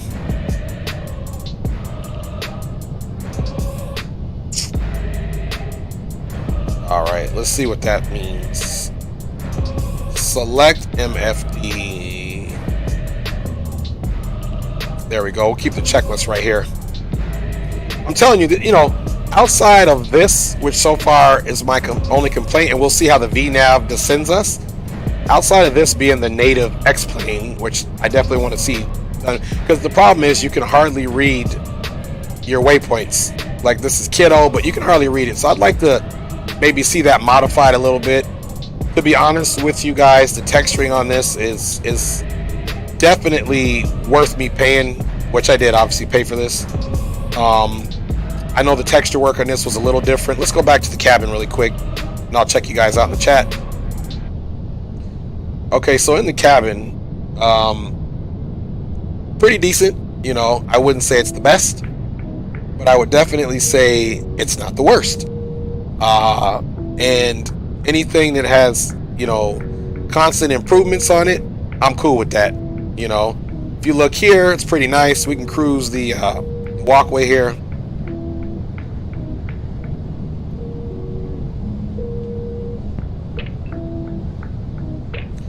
So, you know, not bad. You know, I mean, you know, I remember flying, you know, Microsoft FSX or FS10, and man, some of the aircraft wouldn't have any cabins, so you didn't get to enjoy the wing view or any cabin view. So, Drew Stone says Anchorage. Damn. Yes, sir. Anchorage, Alaska, in the middle of the winter is when I was born, on Elmendorf Air Force Base, guys. And lived there for 10 years, the first 10 years of my life. I didn't even know about what we call the lower 48 or, you know, any of the islands, anywhere else. I just knew Alaska. And then my dad's family is from the South Bronx, you know.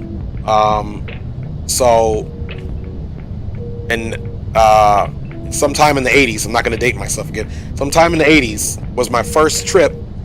Within that 10-year time span of living in Alaska, I did leave. And the first trip was to New York, and we stayed a month with my my you know, family in New York. And so that was very eye-opening to go from Anchorage, Alaska to South Bronx, New York. And I don't know if you guys know about the South Bronx.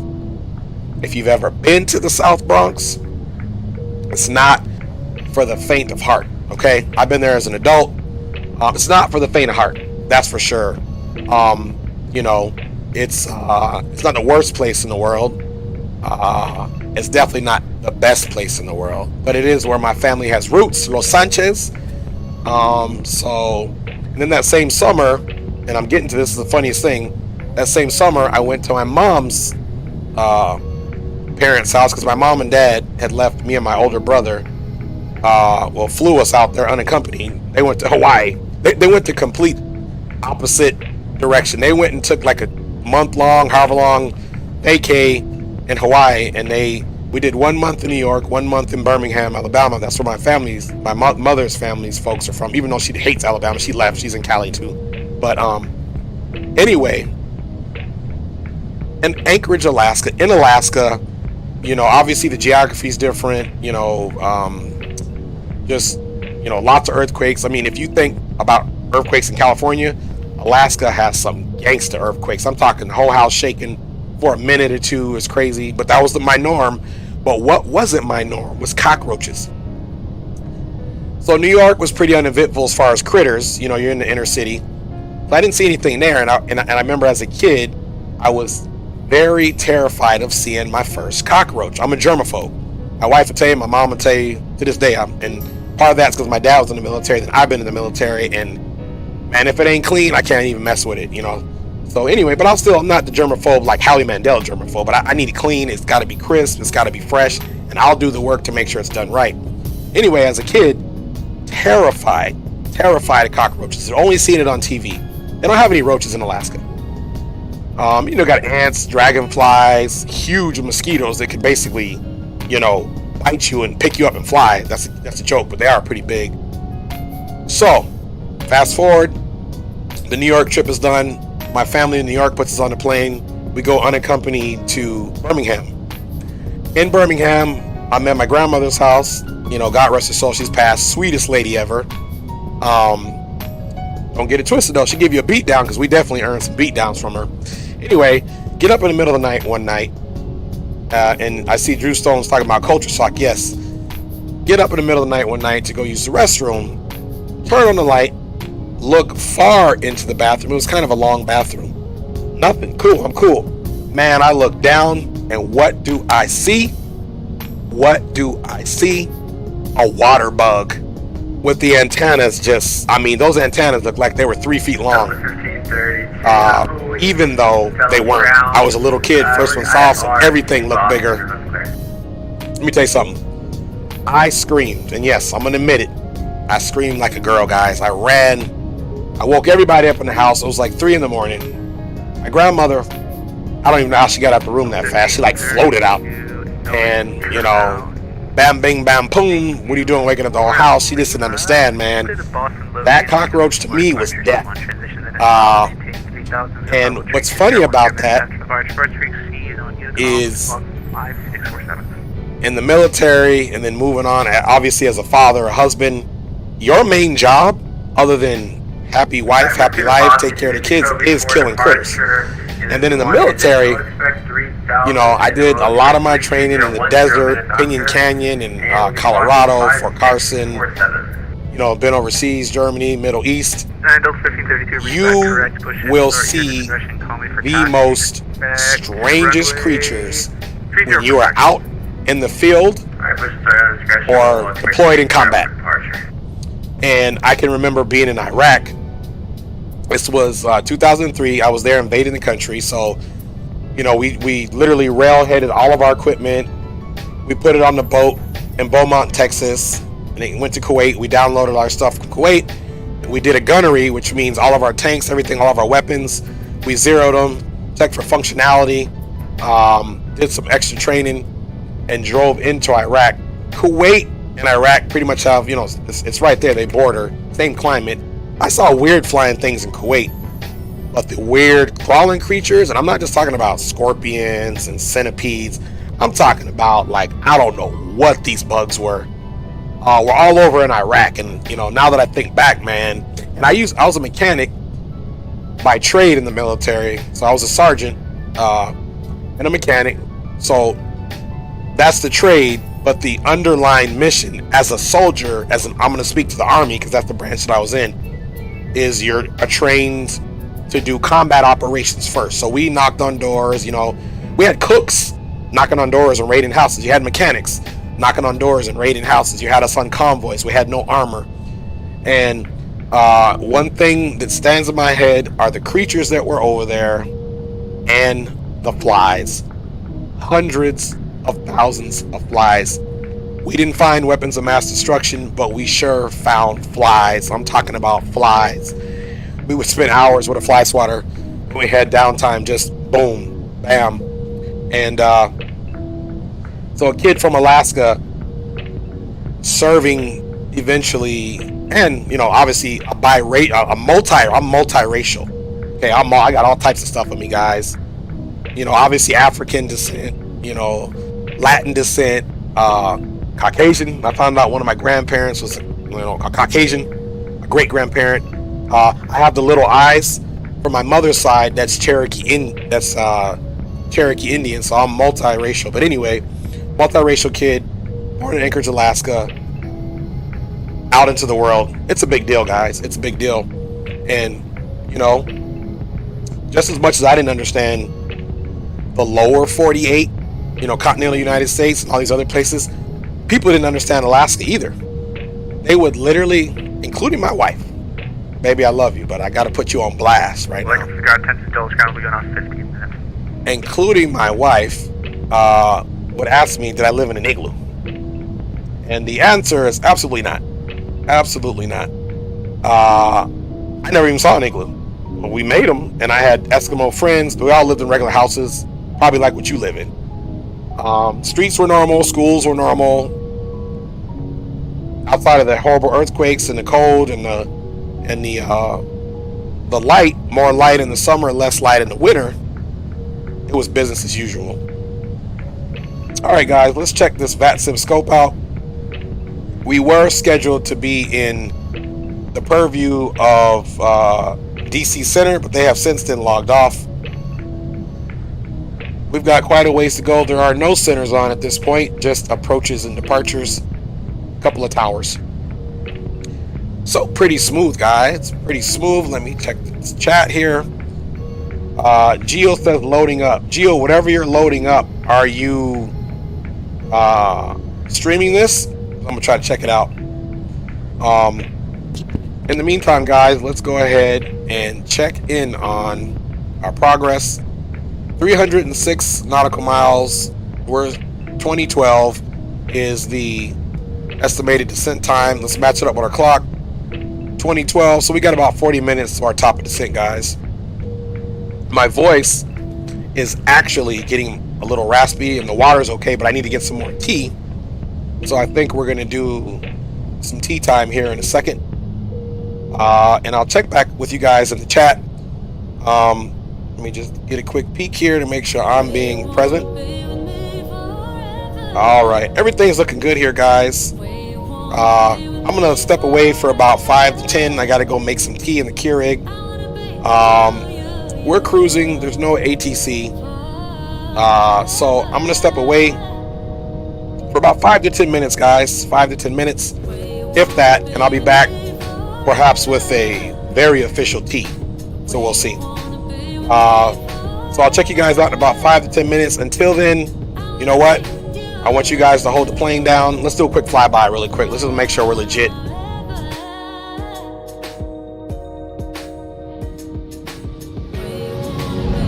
Uh-oh, we making that turn right there. Let's go ahead and see what that looks like from the wing.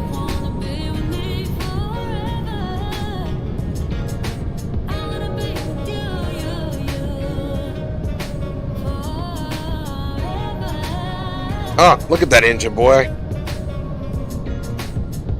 So amazed at the amount of power that and the amount of thrust those engines kick out. All right, let's see. Drew Stone says, hold on, let me cough here really quick. It's my throat.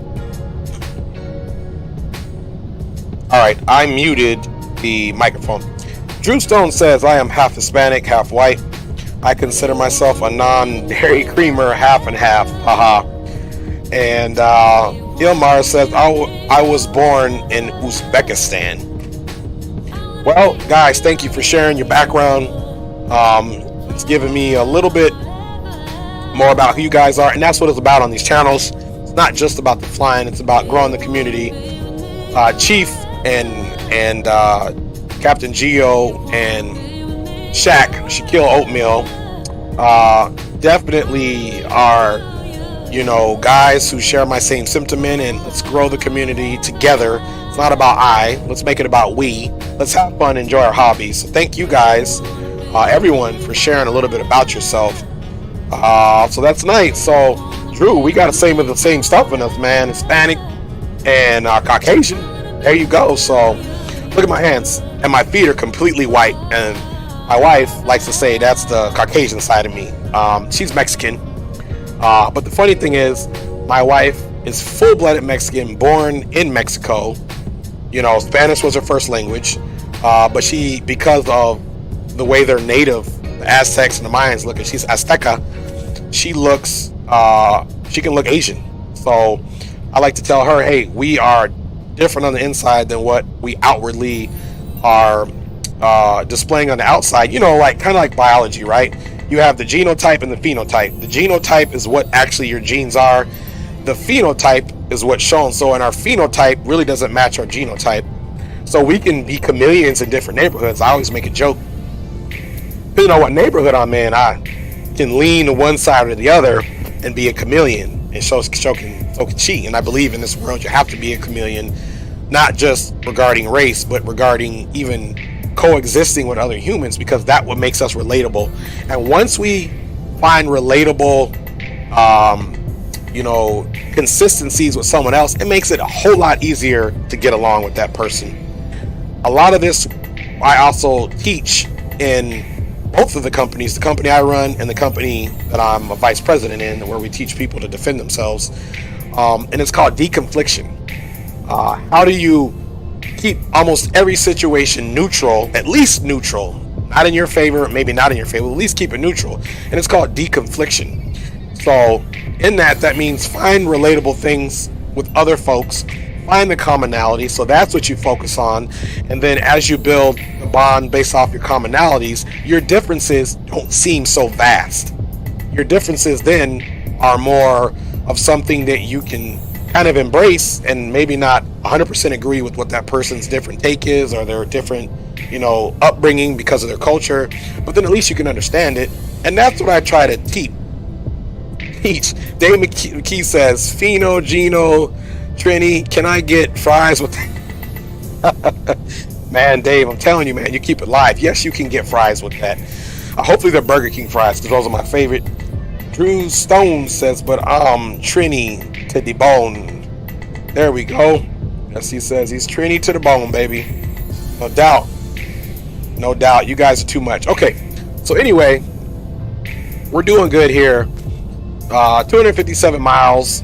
Give me about 10 minutes, guys. I promise you I'll be back. I need to go make this tea, and then maybe my accent will change to like a British accent or something like that. I'm just kidding.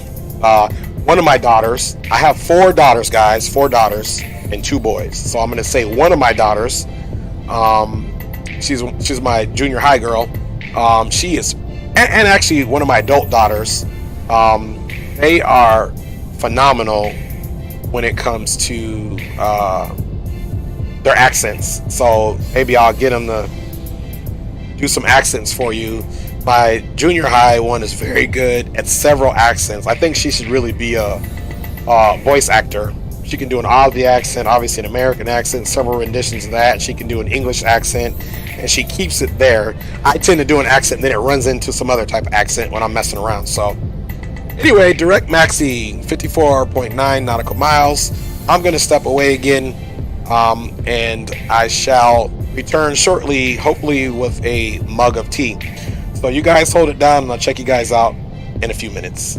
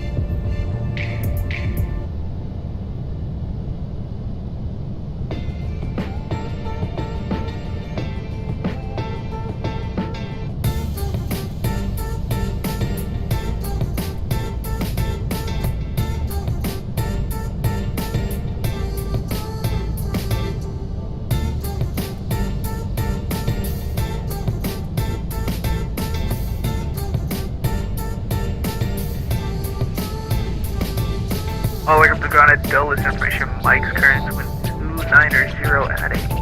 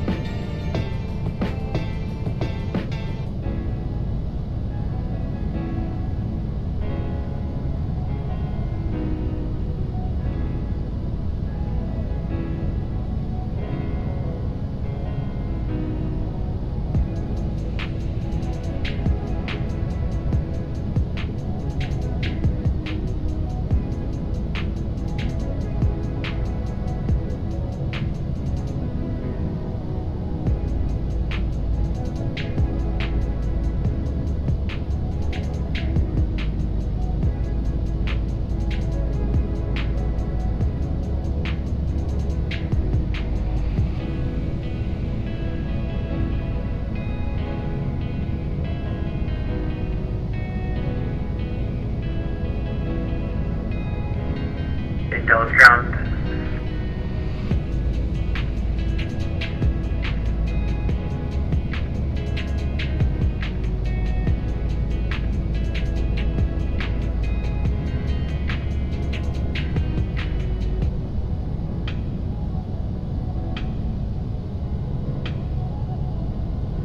Does the 1532 Dulles ground go?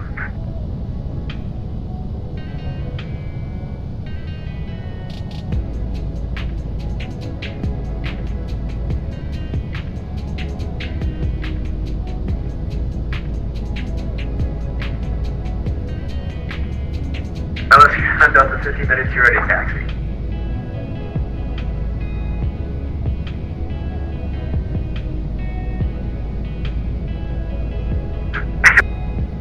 Delta 1532, runway 1 center, taxiway Zulu Yankee 9. Zulu Yankee 9, Delta 1532.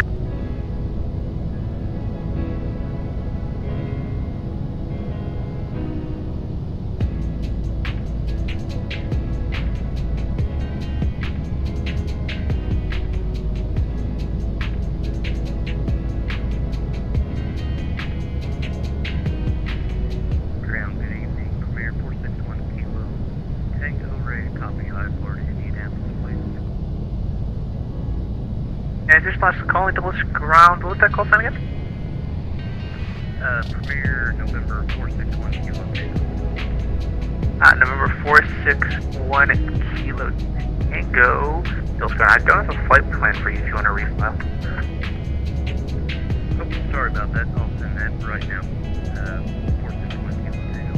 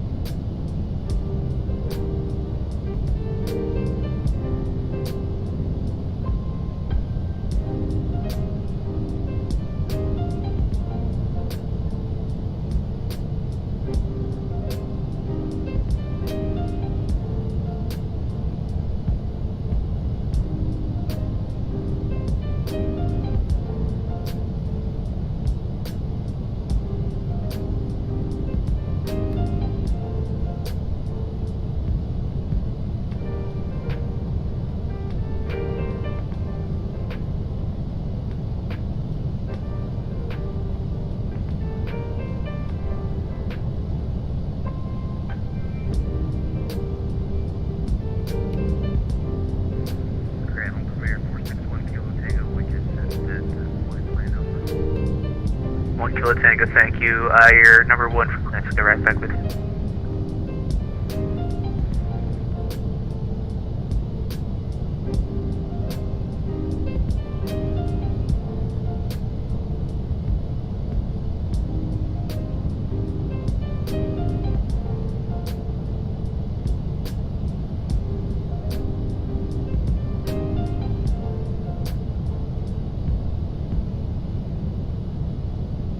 Delta 1532 monitoring at the com 12.8. 128.8, Delta 1532. We got no time. Seconds or minutes are just passing by. We better hurry. Let's make it right now. Cause maybe tomorrow I won't be this time. That makes me worry. But I hope that you remember all this will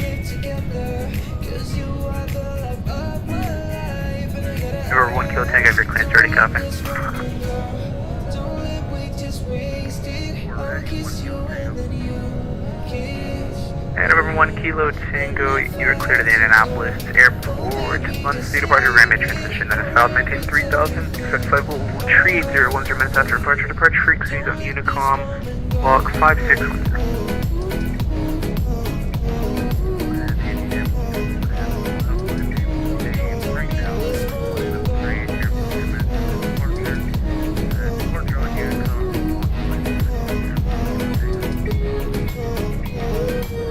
November 1 Kilo Tango, read back correct. Start at your discretion. Call me for taxi. It's not a goodbye. It is a midwife. I give my best try to get by your side. It's not a goodbye. All right, guys, I'm most certainly back in the seat. Got I don't know if this is a smart thing to have it up here, but to show this tea time. This is actually from a mug from Flight Sim 2020. I thought it'd be appropriate to drink our tea in this.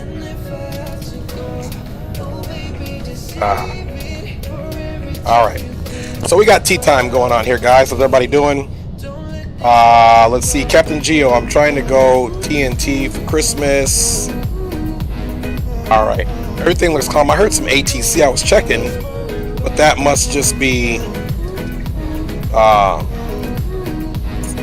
yeah, we're not in any purview. That's just, you see here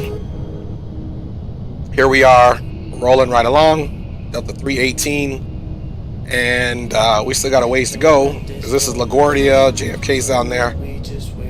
Boy, I don't know how we're going to be in Boston, but it looks like we got approach. It's going to be nasty, guys. It is going to be nasty. Look at this. I didn't even do this flight based off of having nasty weather, even though sometimes we like to fly in the nasty weather. This ought to be interesting. Anyway, back from tea time, let's look at how far we have to go. 141 nautical miles. So with that weather, we're going to start doing some planning here, of course. And don't mind me, just enjoying a little bit of tea. I think I'm going to start having tea time on these flights. I got to do a better job since I use my voice quite a bit. Especially when if I'm teaching students on the range or doing whatever, I have to scream extremely loud, and my voice has to stay in an elevated, usage profile for the entire day, because I have to be able to make sure everyone can hear on the range, especially when folks on the other range are shooting. Man, I was on the range one time, sounded like somebody was shooting a cannon over there. It was actually the Coast Guard. They do training next to us as well. All right. So, enough about the voice. Hang on, let me fix my headpiece here. All right. All right. So, we got weather. Let's see how bad. And we're supposed to arrive there at gate Alpha 18. So, let's see how bad we got it in Boston.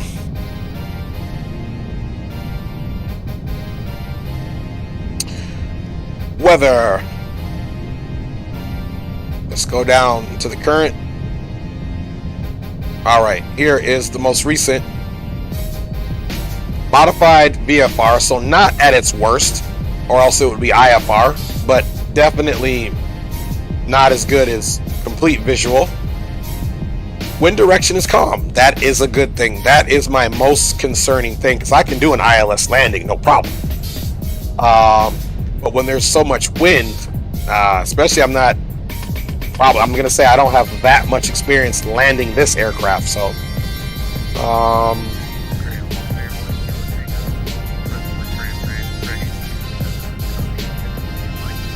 okay, pressure 2970. Thank you for Mike. I'll actually be going offline, so if you'd like, taxi straight into 19er Center. I'm curious as to why they're communicating on Unicom. Have a good night, buddy. It's the active Unicom, and we don't have. Oh, wait a minute. you know what? We must be receiving VHF-2s. Slide this up a little bit. We must be receiving VHF-2s stuff here.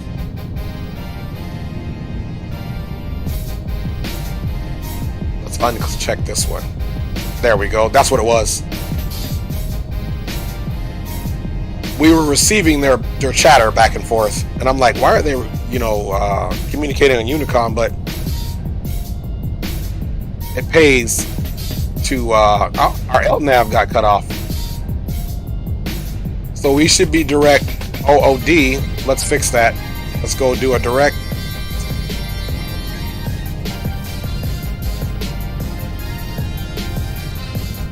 All right, I don't know how that happened. Maybe I had bumped my controls when I was coming back in, but I was like, wait a minute. There we go. So she's going back on course now that we did it direct right from where we're at. So the good thing is we were just really giving ourselves a little shortcut, which we could have. So not a whole lot lost. Maybe it was when I exited, I bumped it, and the autopilot LNAV went off, which makes sense because if I hit my flight controls, it'll take it off. Alright, back on track, no harm, no foul. And I think based off of how much I was off course, I did it when I was sitting back down. Alright, so the winds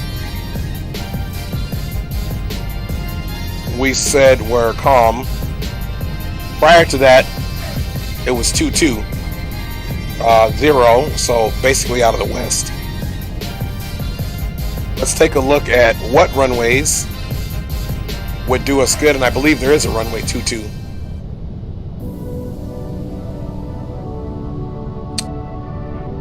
That's not what I meant to do. There we go.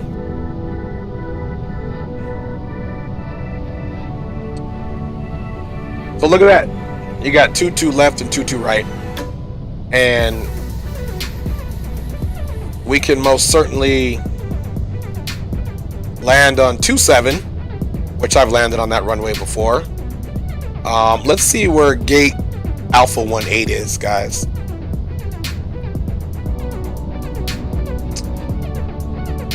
All right, so we're looking for the Alpha concourse.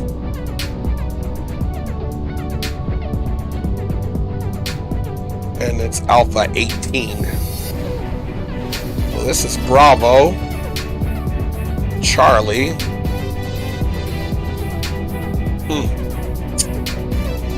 Interesting.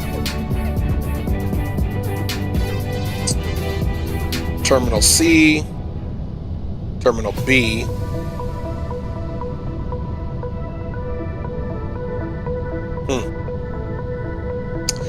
You know what? There's another way to check what Terminal A is.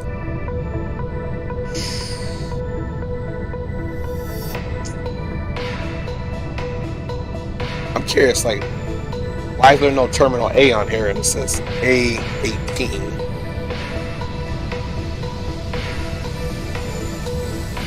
Okay, I'm going to use the internet to figure that out. The bird is staying on course.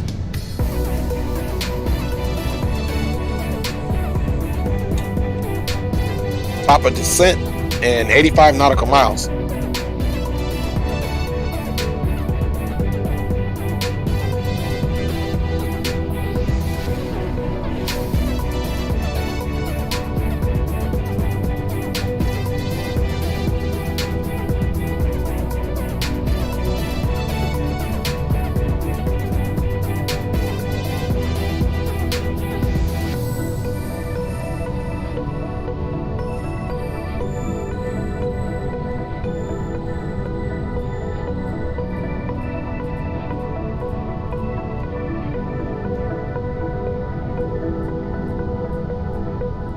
Alright, that was track hour problems. I had to get real quiet and concentrate to make sure I didn't mess that up. Alright, everything's calm still far. Guys, we don't have much to go into our top of descent. 75 nautical miles, guys. We'll be on the ground. So let's continue to do our planning. And let's let's see, we'll leave this there, and let's go check. So this is the Roebuck 3, so we'll need to check all the waypoints on there. So we've got a few different waypoints to be at flight level 390 before we start our descent, which obviously JFK is a marker there. So let us look at, oh, first of all, let me find, I got sidetracked, let me find Terminal A.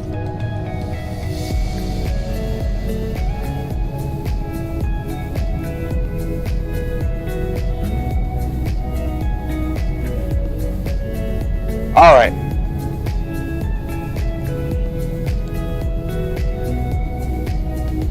All right, cool. So we found Terminal A. I'm going to see if I can show you guys the illustration here.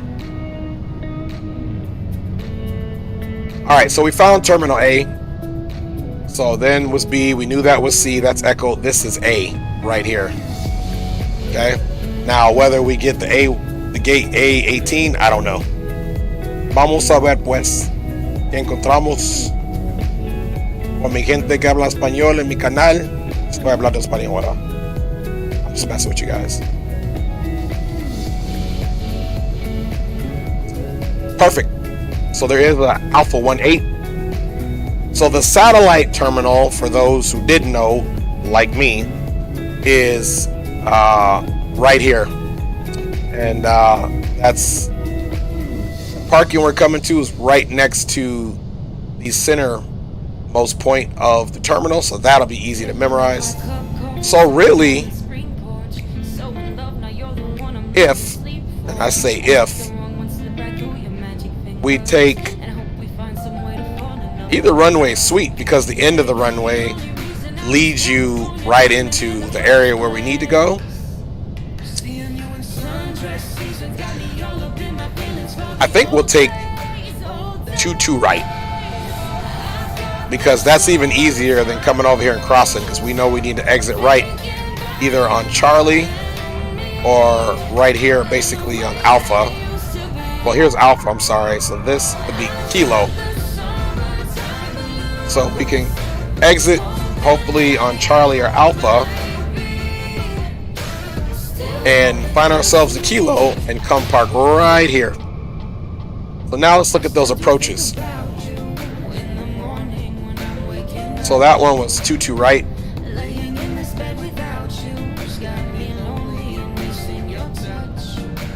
Okay, so here's the thing. 22 right is really not even an option. See that? These are the options. You could do direct to runway, but there's no approaches. So it looks like it's going to be 22 left.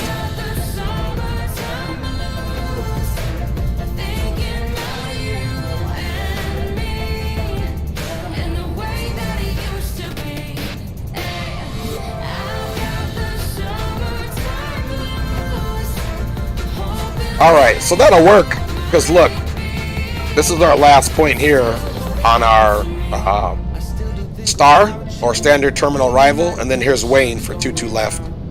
So I'm going to advocate for 22 left. Hopefully I'll be able to pick up the ATIS if they have that running, if the approach is still on, and we'll check that out. So now, let's also look at that Roebuck, and look at the narrative. Of course, so we're basically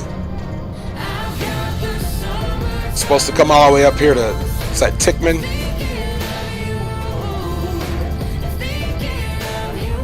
Interesting. And the Roebuck is for northern landings. Either 15 right or 32 or 33. So that changes the game. That changes the game. Let me see what other... Here, let's get rid of this for now and take a look at our descent situation. We may have to change our arrival or get pretty creative here. 30 nautical miles, so we are running out of time here, folks. So let's figure this out really quick. Let me see if they have ATIS. And of course, no ATIS for Boston whatsoever. None.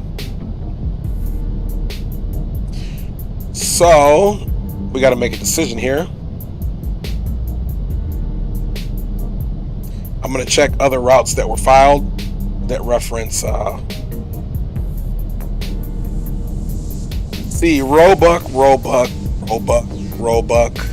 J Fund. Check J Fund. What was that? J Fund 2. Let me check that arrival out. Let's see if that works for us.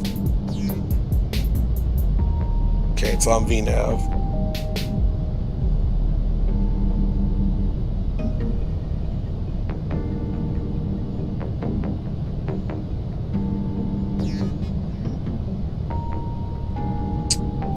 So, yeah, the J Fund should, I wish I would have used that arrival. It's pretty universal. There's no limitations. J Fund is for all runways. The Roebuck, however, is only for, let's see here. Actually, I don't even know what happened. Maybe I didn't touch Roebuck. It is for all runways too, so we're good to go. So the final point is going to be tail. Okay, which is here, which it looks like that's what was planned out for us in the Navi graph anyway. Now, as far as what our legs say, that's another thing. Okay, so it stops at Jody.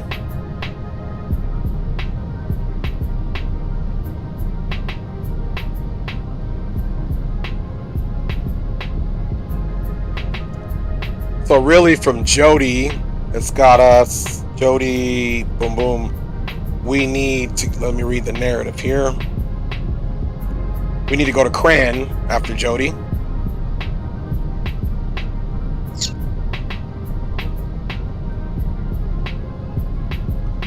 Let's see here.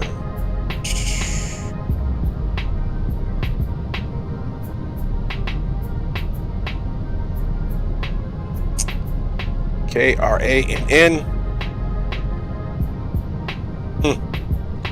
Invalid entry. Interesting.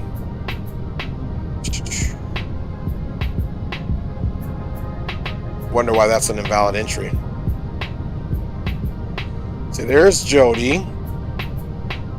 And we want to put Cran in after Jody. So, I was thinking I was on the route. No, let's cancel that. That's not what we wanted to do. Not at all.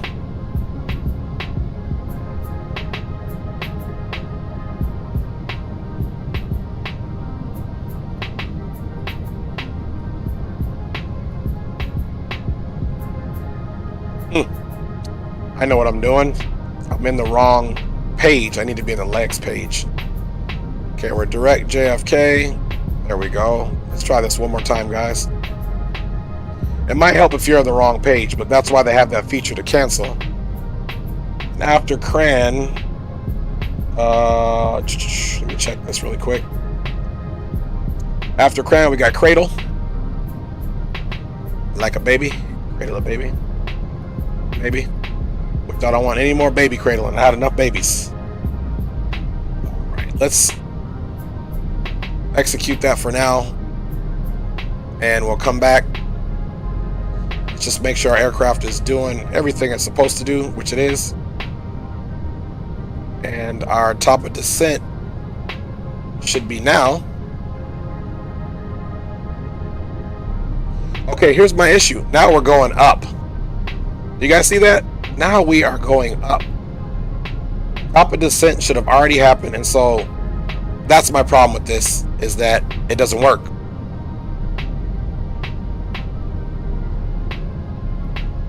And if it does work, somebody tell me what the glitch fix is. Because it should have started its, we had it in the VNAV mode. It should have started its descent naturally. So, let me pause this really quick. Well, not pause it, but let's look at the legs page. We got so we got FEX at flight level 230.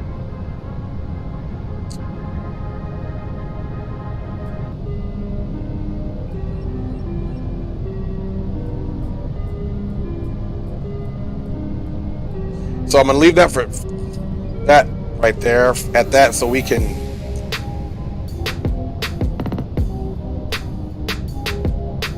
hopefully manage our own. I was hoping this also changed in range as well.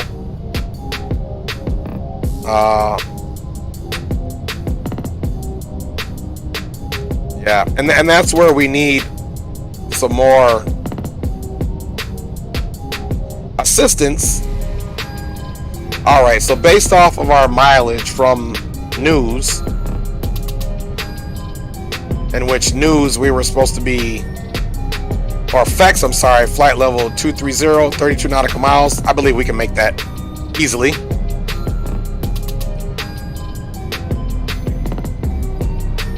So we'll just leave our descent profile right here. We're at 1700, or at 1800 feet. We'll leave that and see how it does. We got a few miles to go there. So, yeah, we'll be okay. All right. Check you guys out in the chat. Been over here sidetracked, of course. Got to remember to be a good chat checker outer. All right, everybody's being quiet in the chat. You guys are making this thing pretty simple, so no worries there. Pretty soon we'll get the music cut off. You can see our speed has decreased.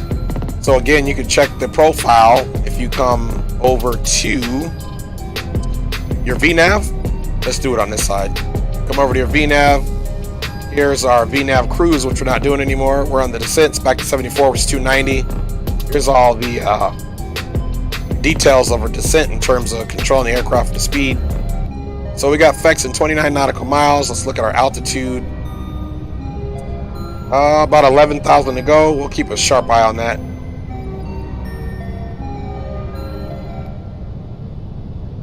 So there's FX. So yeah, like I said, we're just going to do this pretty much all manual. And yeah, so far I don't see anything from Boston, so yeah, Boston is completely, we're completely able to do whatever we want, guys. Look at this. We're on our own plan. Boston is not covered. This is Boston is open game. Where are we at is the question. Here we are right here. All right, guys, so I think that's enough. Done checking out. Let's check the weather one more time.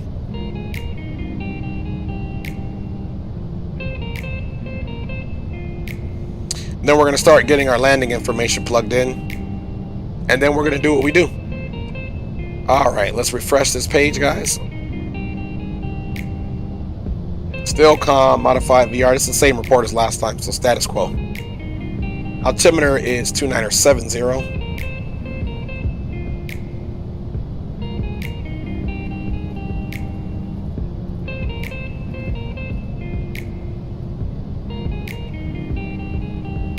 Now that one runway 22 left is pretty long, so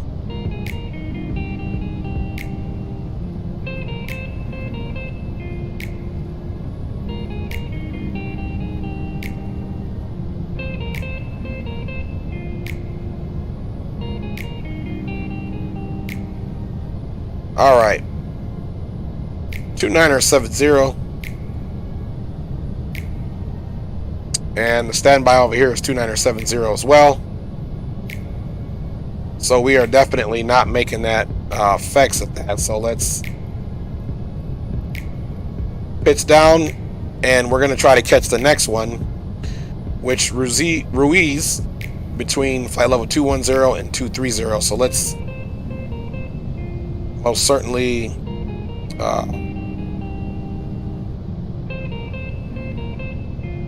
see, I believe if we push on this,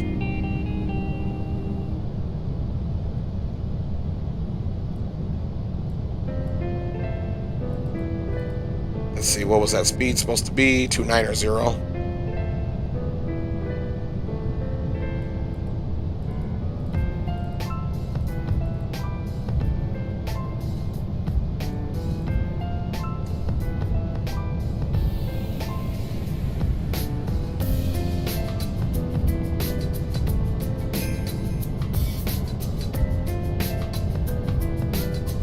All right. So we should be good there, guys. And above 210, below 230, so we can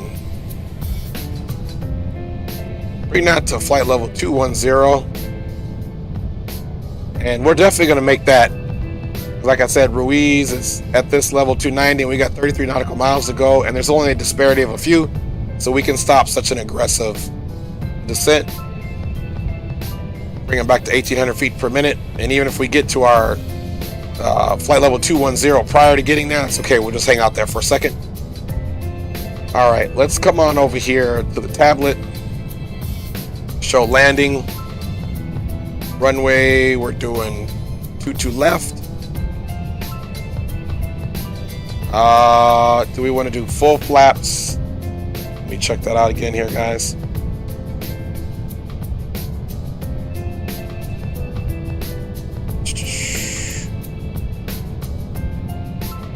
All right, so 22 left, runway is 10,000 feet, pretty decent.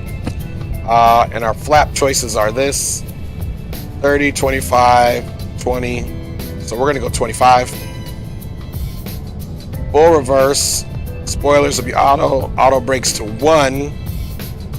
We're gonna choose auto brake 3. And the outside air temperature is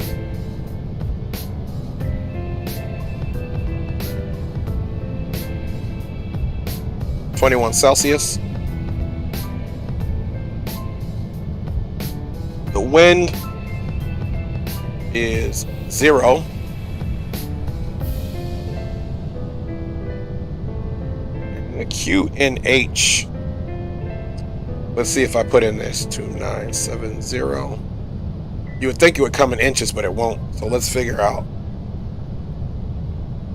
QNHs here shortly, and then we'll calculate our landing speeds.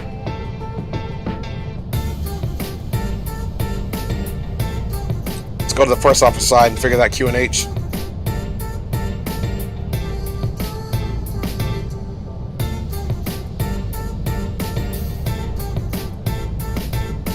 $1006. It's a little trick we use there.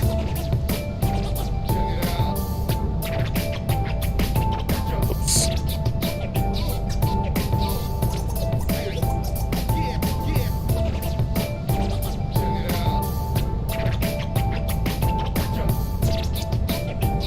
All right, so VREF is way low. That's a pretty low landing speed. VREF 25 plus 5, so you're looking at 124 at a landing speed of flaps 25. So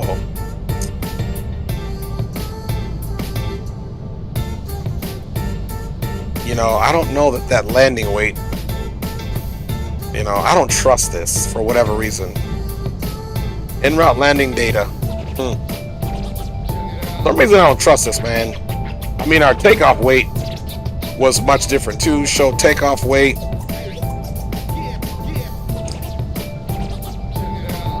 Let's go here to the menu really quick. All right, within 1,000 of where we need to be.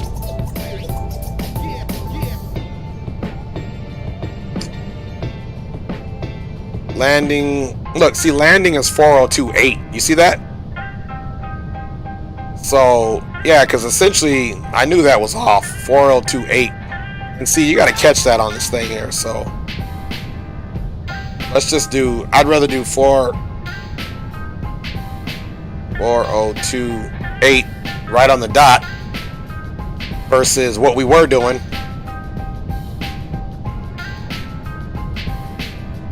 There we go. That's more like it, guys. I was like, what? So there we go. There's our landing speeds, and yeah. Okay, we're at 20. We're going to Owlin now. Owlin above 17.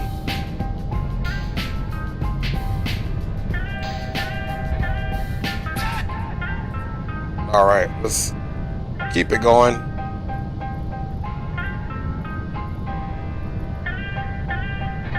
Now, don't forget, we still have to put in the rest of those points. All right. Let me look at Allen. And we still got to get all our frequencies typed in and everything. The Roebuck.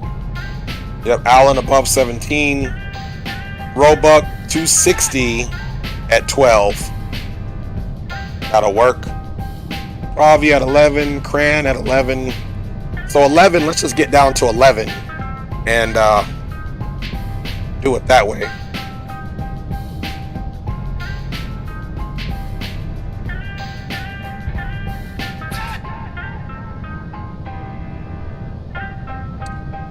Banky 6, Roebuck right here, 11 between 12. Pravi's at 11. So if we start getting a Roebuck, well, I doubt we will, so we just need to keep this descent going, guys. I'm going to increase the descent, even if we got to use some brakes. Alright, so we set auto brake 3. Let's go ahead and arm this. Speed brakes are armed. Auto brakes are armed.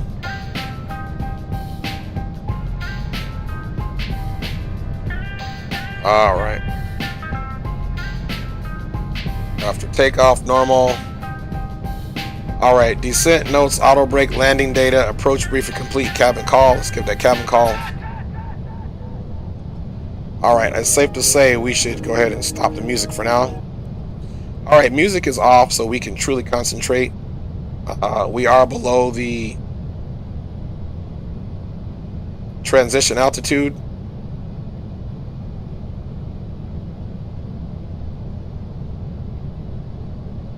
There we go. I must have clicked it into the QNH. There we go. Let's dial the speed back a little bit too. To 260.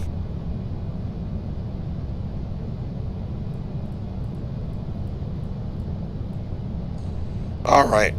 Boston traffic. Delta 318 is descending via the Roebuck 3, direct Roebuck and 11.5 nautical miles, expecting full stop runway 22 left, Boston traffic. All right, let's go ahead and throw out some speed brakes.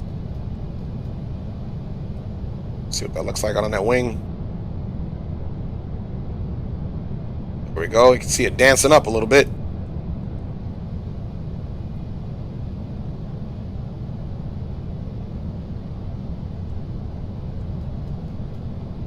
Back of that speed brake.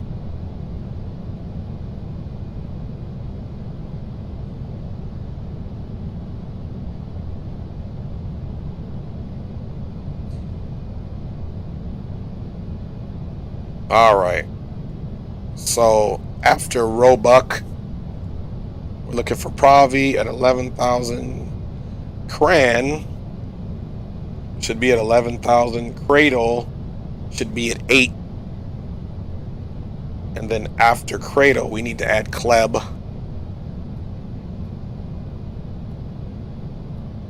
It's kind of doing it the old school way. I don't feel like, getting all this in there and then trying to mess with the FMC, and then it takes us direct to another waypoint.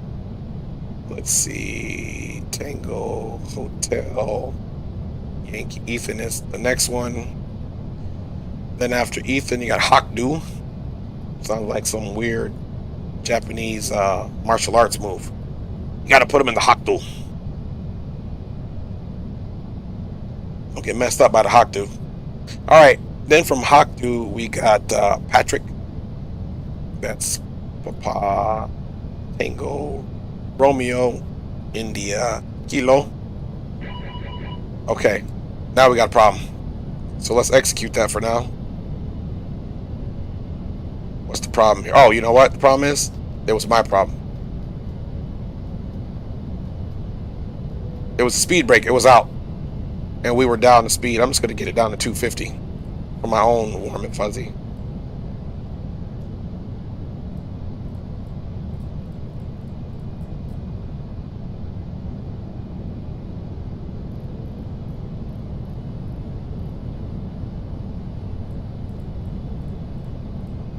All right, 8,000. We're direct Roebuck. Let's see. Let's go previous. Okay, we probably shouldn't have done that. Let's slow our roll now. We'll just slow our descent down. That's going to enable us to also get our last waypoint in, which is tail. Oops.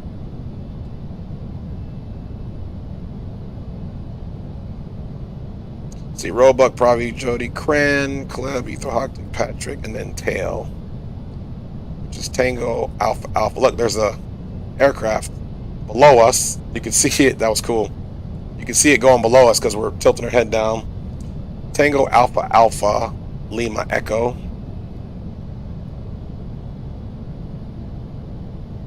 And at tail, we want 210, 5,000. Yeah, so I definitely am quite unsure about the VNAV in this thing. All right. That looks good. We need, let's see, Jody. Okay, Cran is at 11. Cran 250 at 11. Not that we're doing, I just want to see what other calculations it does, because we're pretty much just managing our own stuff. Okay, fix that up. And then Cradle, yep, Cradle's between 10 and 8, so that's wrong.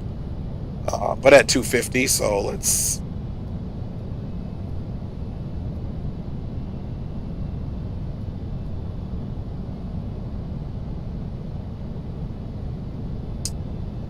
yep, Clab is at 8 at 250. We're cool there. Ethan's 250 at 5. Let's try something. I don't think I have to put it if I only want to. I think I only have to do. I'll just do it anyway.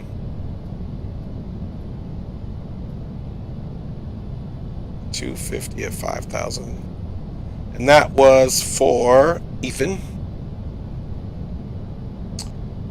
Octu 210 5.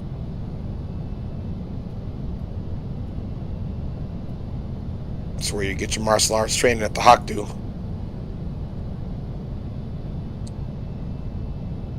Okay, cool. Let's look and see where we're at. Okay, so let me see something. So we're off again, whatever happened. Cran, so let's go direct to Cradle. So, see, LNAV is on. I don't know what's going on, so let's go direct to Cradle.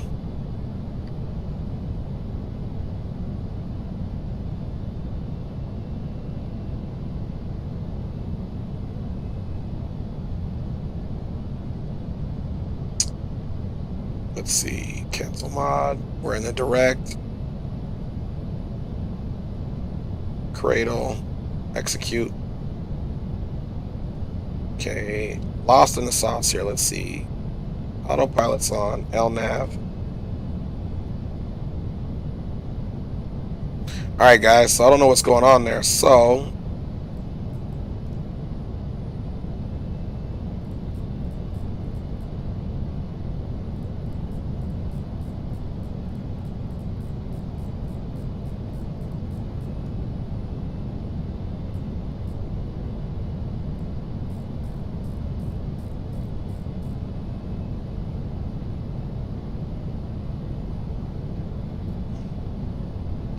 alright, so now we're in heading mode. Again, I don't know why the lateral navigation went off. Maybe we're too far off course.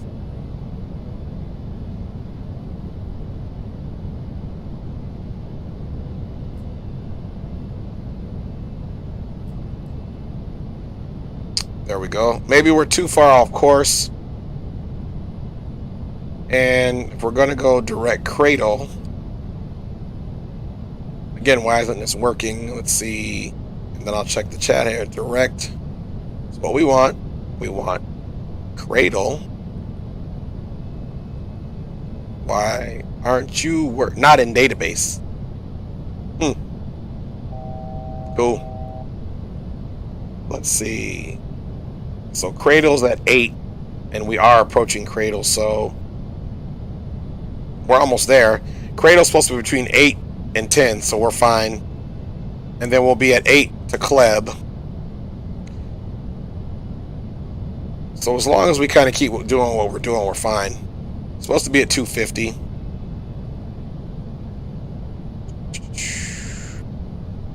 Alright.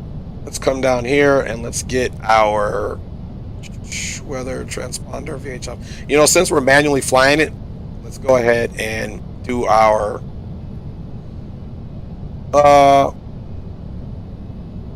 arrival runway. Okay, what we got here?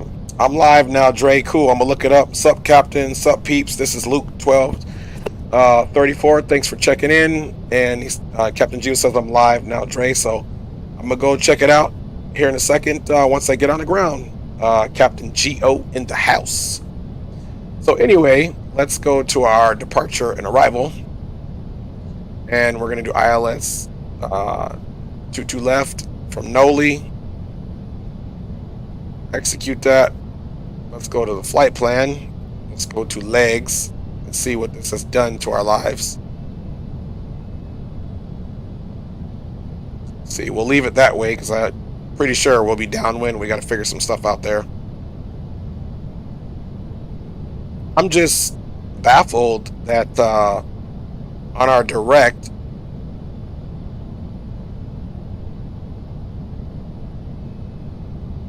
Kleb, still nothing. That's weird. That's weird, but that's okay.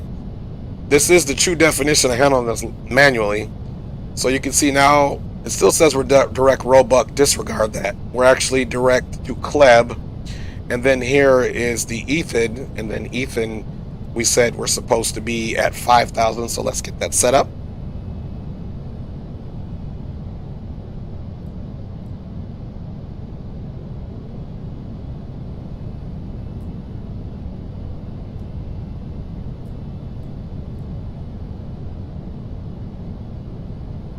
Alright, so we're at 5,000 there.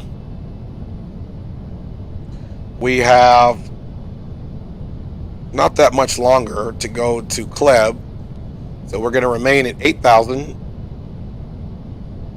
until we get there. And let me check the chart. This is what you call manual flying. Then we're going to check the chart.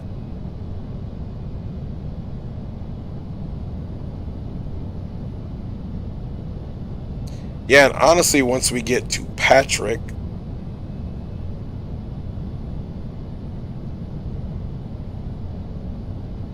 so Ethan's going to be at 5, Hawkdu's at 5, everything else is at 5. We just start slowing down at Hawkdu. So once we get down to 5, we're straight.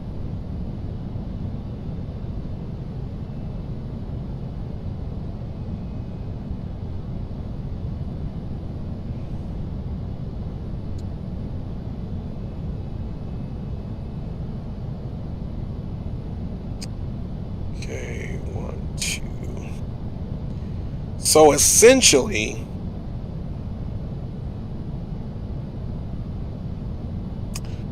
once we get to, let me pull the star back up.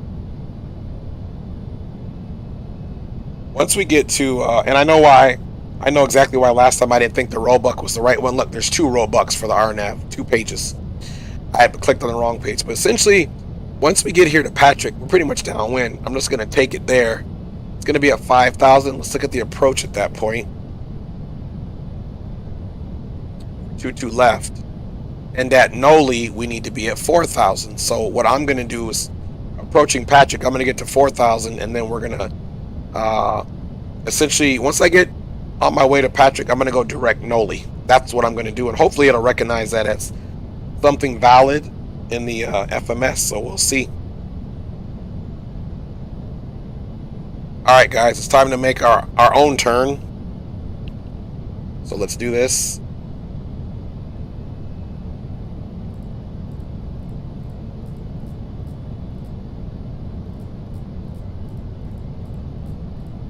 Alright, now we're direct Ethan. Now we can most certainly increase that. for sure. And we're doing not too bad at all.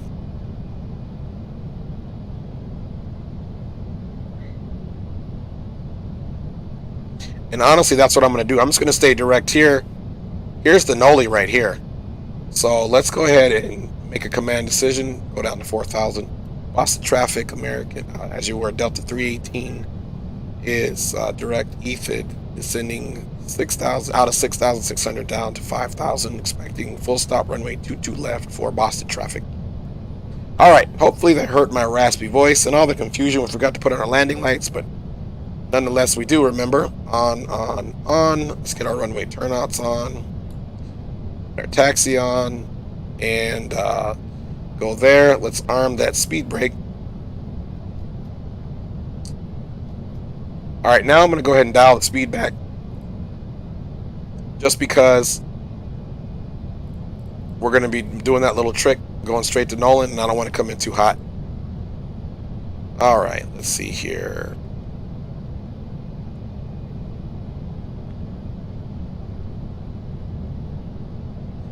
Looks like my... There we go. Now we can look straight. All right, so we'll try to bleed a little bit of speed. And actually now we can come a little up on our vertical speed. So yeah, guys, we're doing this whole thing manual. Let me see if there's... I think that's... Okay, that's going to be the best look there.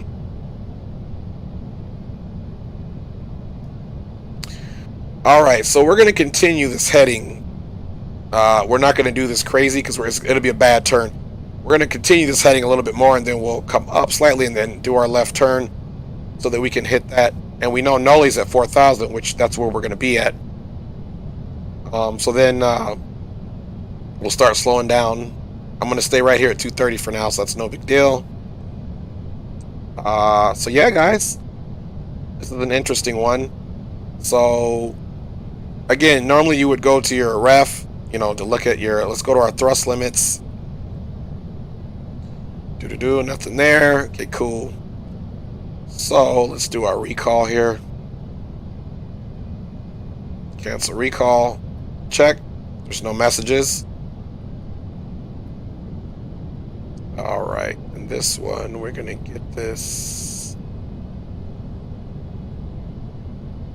We forgot to do descent, but Cabin crew, please take your seats for landing. yes, please take your seats for landing. All right, and then we're gonna probably just get this on back. Let's see.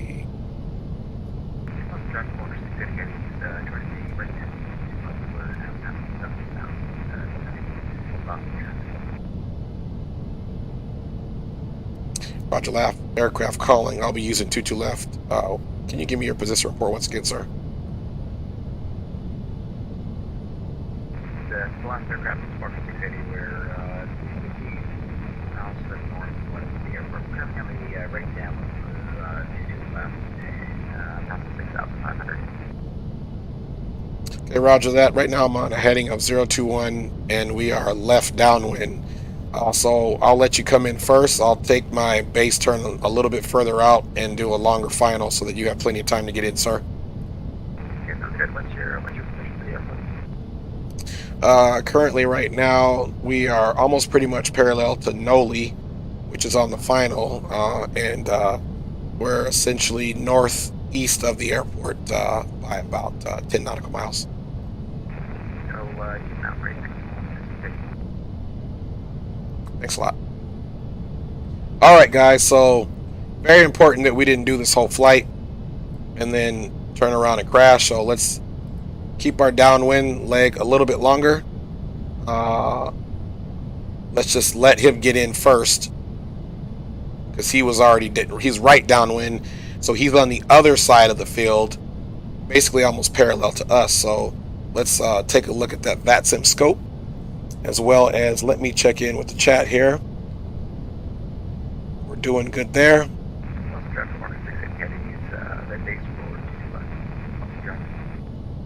Okay, so he's right base already. Let's see, let's find that Boston traffic again. Alright guys, so this is what we're looking at. This is him. Like I said, he was on the left side. He just turned base, so we're still downwind. So we'll come up a little bit more to let him get situated in there. When he says he turns on final, well, we can start our turn. We'll start our turn to base and slow it down is what we'll do.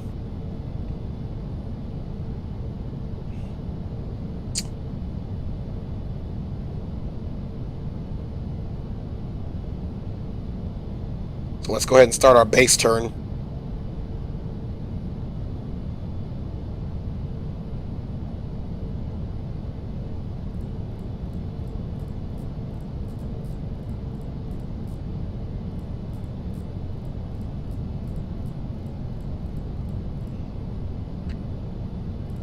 And we'll reduce speed. Traffic walks to City is turning and not final forward left German. Boston traffic, Delta 318 is turning left base for runway 22 left, reducing speed to 200 knots for Boston traffic. Alright, so we should be fine because he is all good to go. There's our base turn, guys.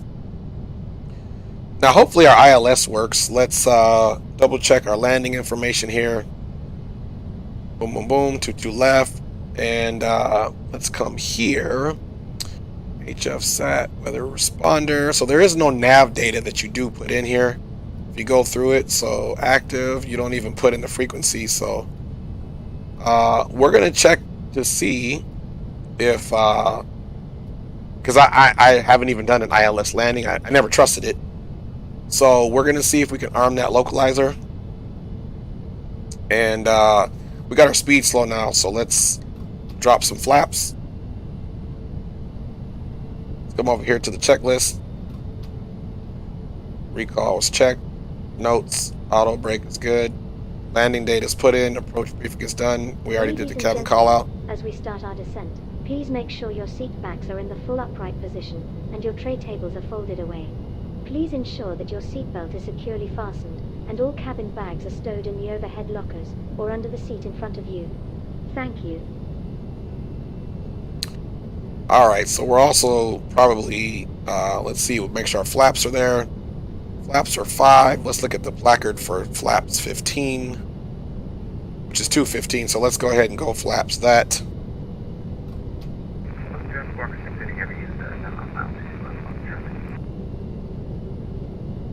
Walker Aircraft, good luck on your landing, sir. Alright. Most welcome, brother. Alright, so hopefully he's got a good landing there. We'll keep it about right, 195. And again, the Noli, just to double check, let me check on this chat here. The Noli is, let's see, 22 left. Yeah, Noli's at 4,000, Wayne at 3,000, Vocus is where we catch the final glide slope, is at 1,700. So I'm going to try the, once we get turned direct Noli, I'm going to try to arm the localizer and just see if that, you know, is something that wants to work out well for us. We'll see. Airplane is pretty much level, 195. We got a ways to go because Noli's over here. This was going to be our final course, which still would have put us downwind. We just made ourselves go downwind earlier, especially because the guy was over there. So we took ourselves a little bit east of the normal downwind line, and so now we're left base. Then we'll do left final here to Noli. Once we get here, and I'll get the course set up, I'll see if the direct works for Noli and go that way. Actually, once we get a little further up, I'll see if it lets me do direct, and we'll hit the LNAV and let it line us up appropriately. And go from there. Let's check our speeds once again. Wind is at 0. I'm going to go ahead and refresh the weather just to make sure nothing has changed. Ironically, it has changed. 210 at 3 knots. So I don't need to make any changes. That's still, you know, VREF plus, you know, 5 is going to be. Well, VREF 25 plus 5, they say is 155. VREF is 150, so 155 is our speed. So we're gonna leave it like that. We got our, let's go check our auto brakes. Auto brakes are set to 3. Spoilers armed. And we're good to go. 0 visibility here, pretty much, at this point. A little bit of visibility, but not a whole lot. Let's check our landing lights are on. Everything is good. Our anti-icing was on the whole time, so we don't have to worry about any ice warnings. We did check the recall. Let's do it again. Cancel recall. Okay, we're looking good there, guys. So, now the next one, the normal briefing will be altimeter set, landing announcement, cabin ready. So we'll get ready to do that here shortly. Alright guys, we're going to start our turn, and then we'll announce it.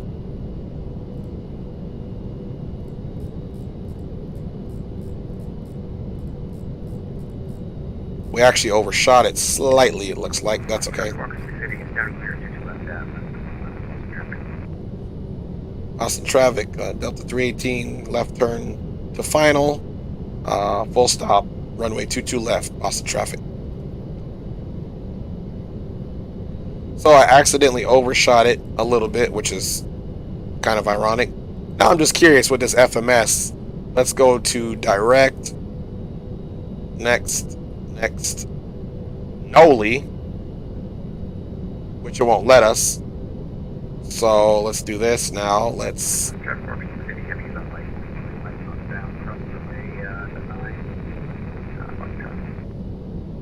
Noli Wayne, so let's execute that. Let's go to our direct.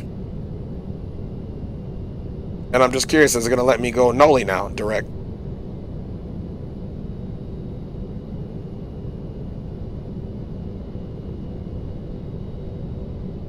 And it still says direct roebuck, so I'm super curious what happened there. Oh well, either way, let's see if our localizer situation is working. So we got the localizer, but I'm definitely not counting my chickens on that one. And I'm just going to arm the vertical speed. And let's bring our speed down to 170.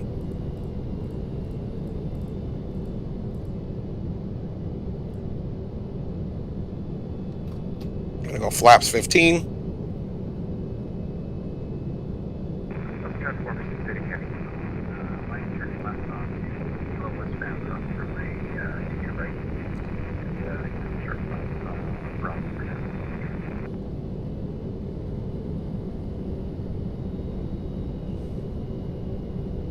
Alright, so hopefully the localizer becomes alive, but if not, we're okay. So let's look at the distance from the airport. Noli, 4, 5, so that's 9, plus another 5, so that'll be 15 miles. So once we get to Wayne, that'll be our 10-mile final.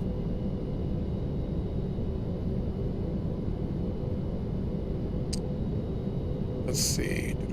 Yeah, so it looks like we're just gonna, manually bring her down. I'm gonna go ahead and start that descent now.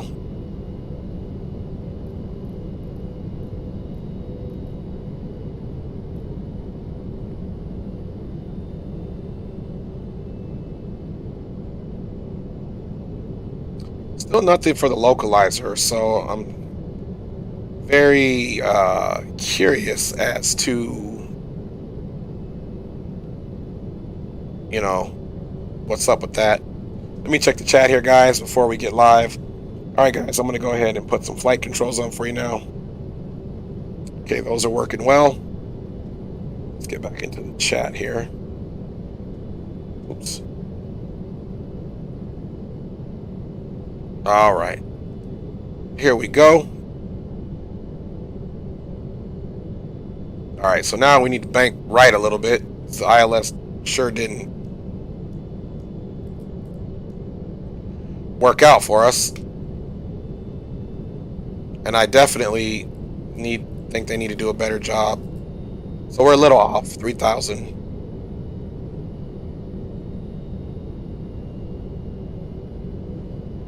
And let's just bring that down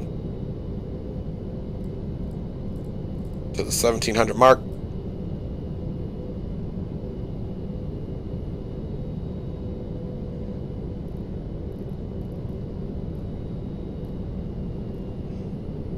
So hopefully we get some visibility here. All right, just gonna go ahead with landing gear out. Start decreasing our approach speed to 155.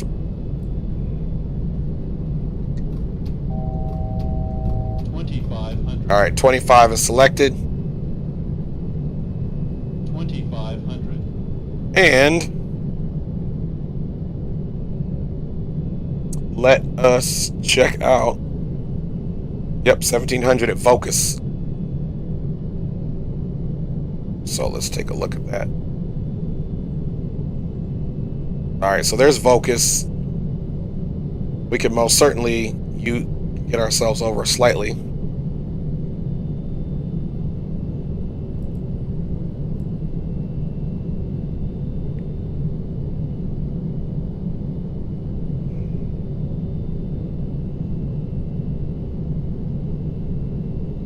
Lost in traffic, Delta 318 on a 5-mile final, full stop, runway 22 left.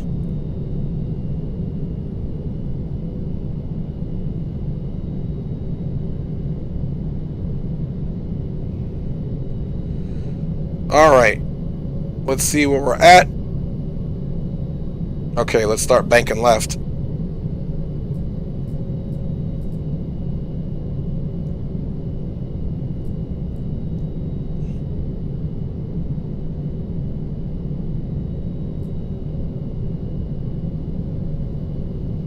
All right, still no visibility. This is a little bit of a nerve wracker here.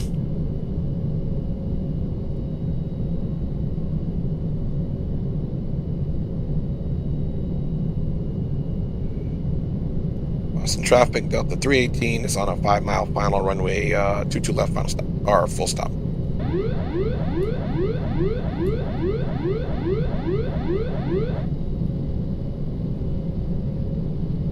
All right, so let's just bring her down. I don't know how this is going to work out.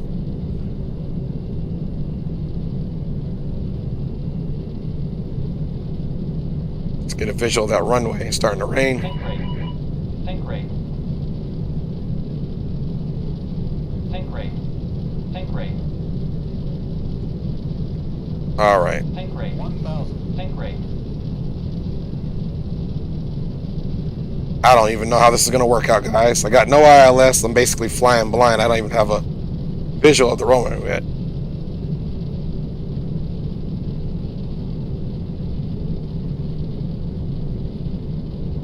All right, let's go up a little bit. I don't know if this is even going to work out. Let's power up.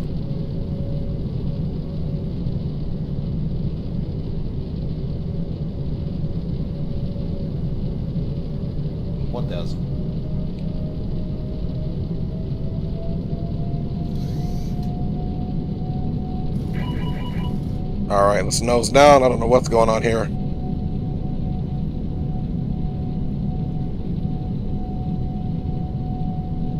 Complete loss. It's okay.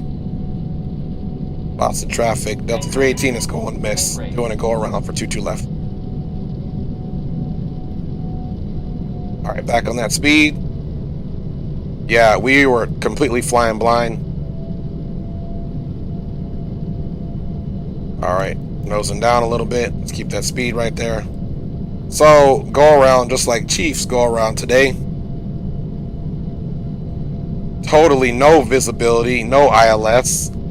And so this is going to be an interesting one.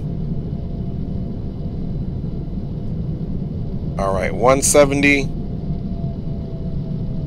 on the speed, about 2,000. We're going to stay right here.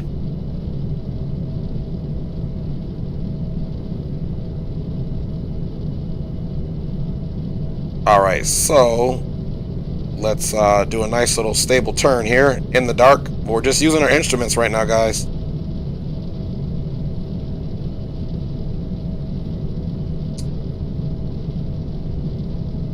Not impressed with the system, or either I did something wrong here. We're just flying blind. We're going to keep our altitude right here. I had zero visibility of the runway, guys. I'm like, what's going on here? So on my hand flight and try to do the approach all hand. Gear is still down, so I'm gonna take the gear up. Flaps up a notch. Let's go flaps up 2 notches actually. Because we're basically flying blind here, guys. We're gonna get it down. We just need to break in that weather. Right at 3,000. All hand flying, of course.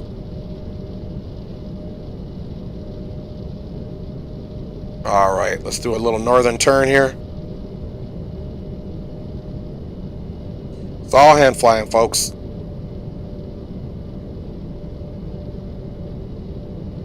With no ILS, none, to bring me down to the deck. Sorry guys, I can't even look at the chat right now. This is a little nerve-wracking. Alright, so we're getting ready to turn right downwind.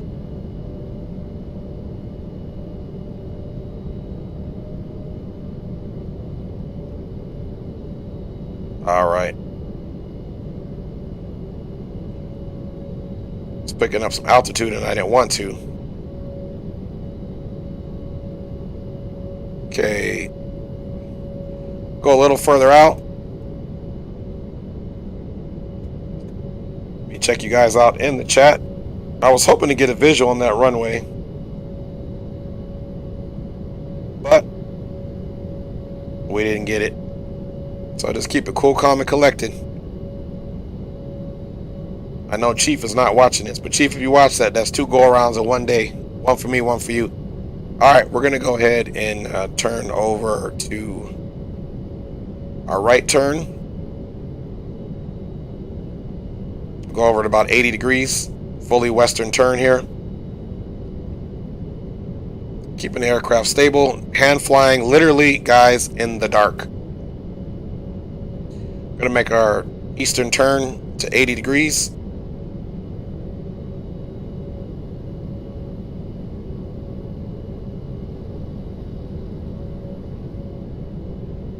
Doing a lot of work here to keep this aircraft stable and not climbing too much.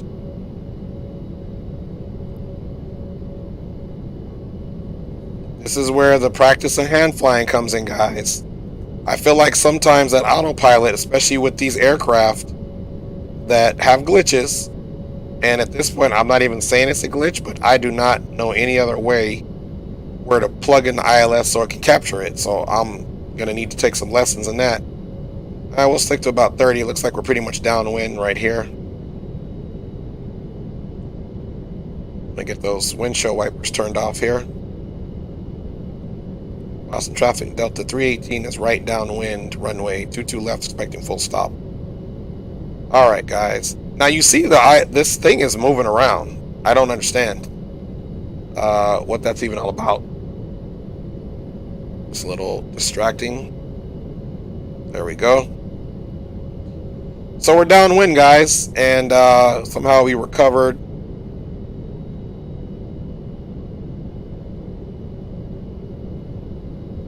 Okay, all right, let's bank it this way a little bit. There we go. Right at 4,000, which was what Noli was supposed to be. And I think we at least need to try to get Noli before we try to turn in. You know what I mean? I don't think it's going to be wise for us to do anything else. We got any visual to the ground? Man, it's just nothing. The winds are not egregious. However, the visibility is horrible.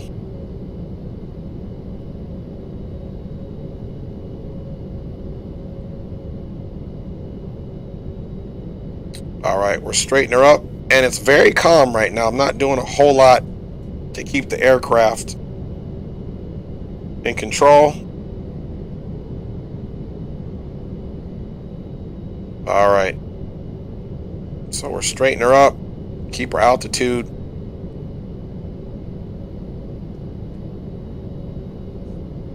All right, she's about as well. Let's get her straightened up just a little bit. I think I'm going to do about heading 3-3. She's trying to climb on me a little bit.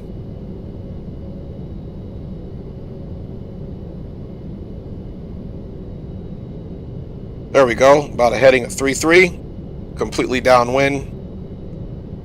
And let's jump over the first officer side. See, no visibility. We should be able to see the airport. I see the ground.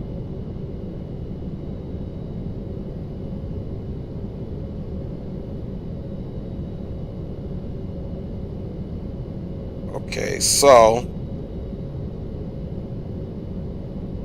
our last point should be at 1700, so we need to at least get over there. We can start descending. We might make a shallow approach and try it again. Maybe we should wait to Ryand or whatever that is. The next point before the last. Picking up a little bit of speed that I don't want. And we're at flaps 18, so we'll have to go down a couple more flaps. We're going to get us on the ground, even if I have to turn off active sky to do a little cheat on the weather. That's what we're going to do. We're not going to waste this time.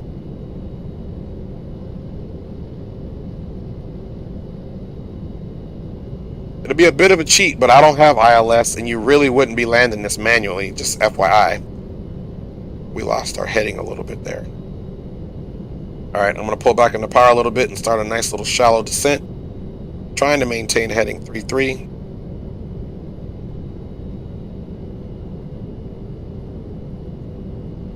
Alright, we got about 1,400 feet.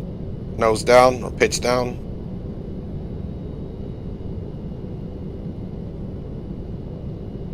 Which that since then has changed. I'm just trying to nice, smooth. Remember our V ref is 150, V approach is 155. There we go. It's like the pitch is very, very sensitive.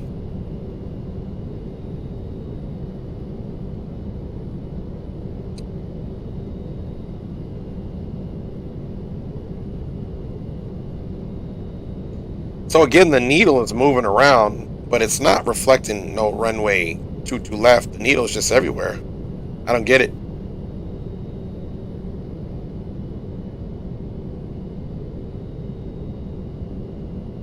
All right, now we can get a little bit east of that last point, which that was supposed to be at 3,000, and that's pretty much where we're at now. So we can keep 3,000 now.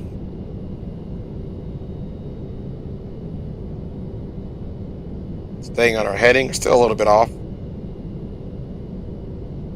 And we're still a little bit higher than 3,000.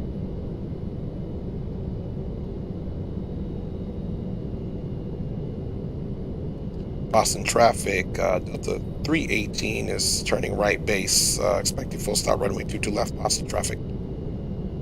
Alright guys, let's go ahead and make our turn controlled as possible. I'm also going to be dropping the gear again. So they're on their way down.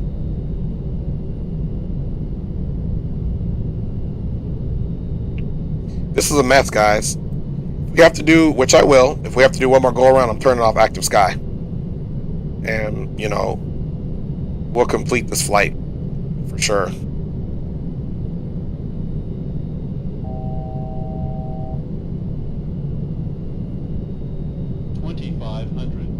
Cool. We don't want to go any lower than that.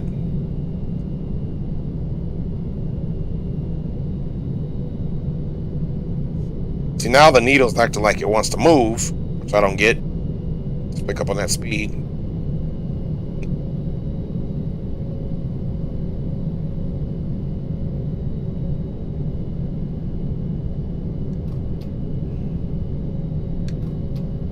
Alright, we got the flap set to 25 again. Let's go ahead and start our little turn. Watching that speed and the altitude. Pull up on that speed. It's kind of what got us last time. The wind started kind of throwing us around. It was calm. And all of a sudden, we got to the point where it was like, uh-oh, this isn't good. So right now, we're just trying to manage our speed. Just straighten up a little bit. Flying in the blind, guys.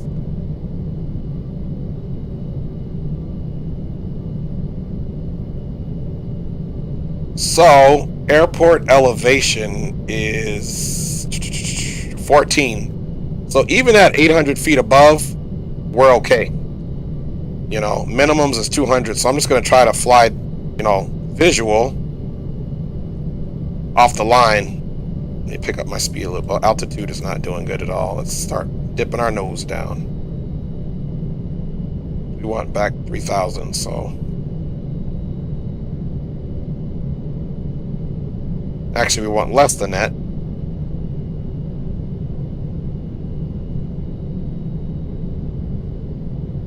A lot of pressure under here, guys. So we're right at 3,000 now, so let's dip our nose down so we can make that 1,700 mark by the time we get to the final waypoint.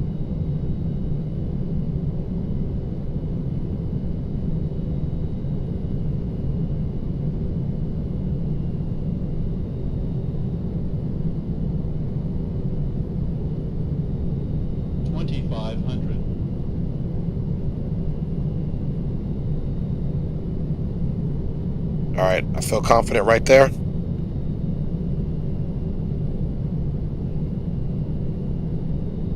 Come on, we need a visual.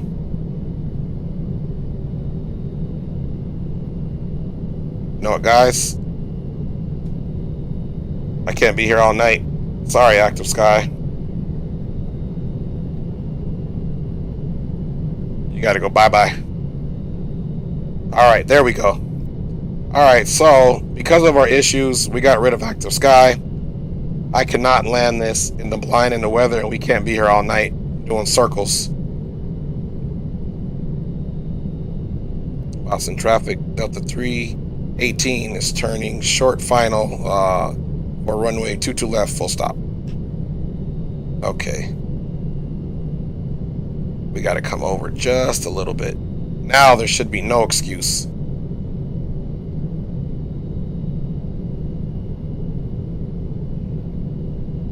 We're a little off.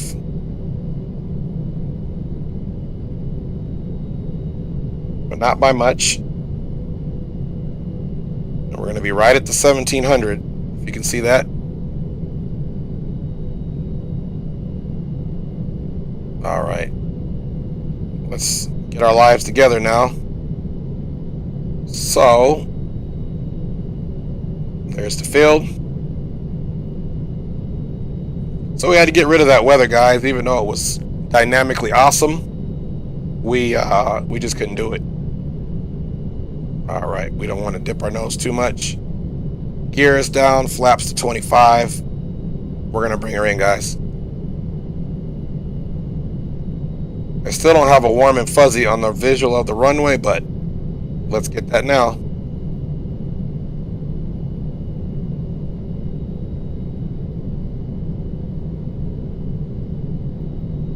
We're a little low, so let's pick up on that.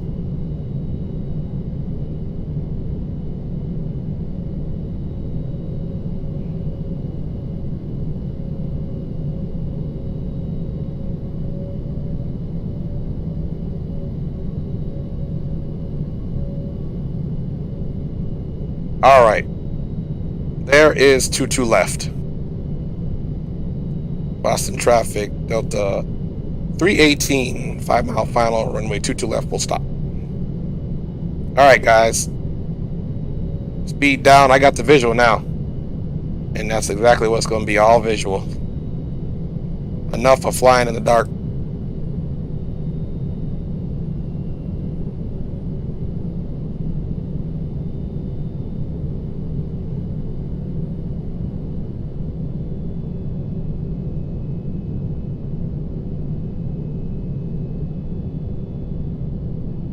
A little faster than I would like. That's okay though. 1,000. Going a little power.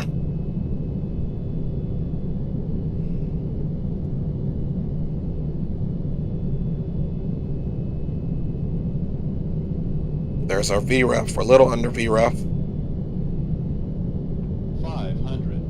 500 check. Speed is still under, 400. which could make for a hard landing, by the way. So I need to try to up the speed. 300.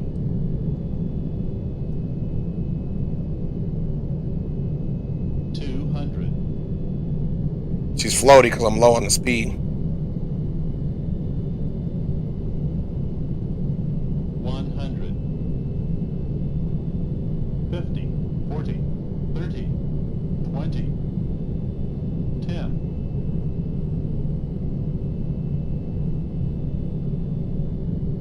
10. All right. All right, guys. Definitely a super, super crappy approach. Reversers are out. But with a not so bad landing, I mean, come on, guys. You guys got to say that was very nasty business. All right, 60 knots, reverse free. All right, let's slow her down. Guys, I don't know how we did that. A lot of manual flying. Flaps up.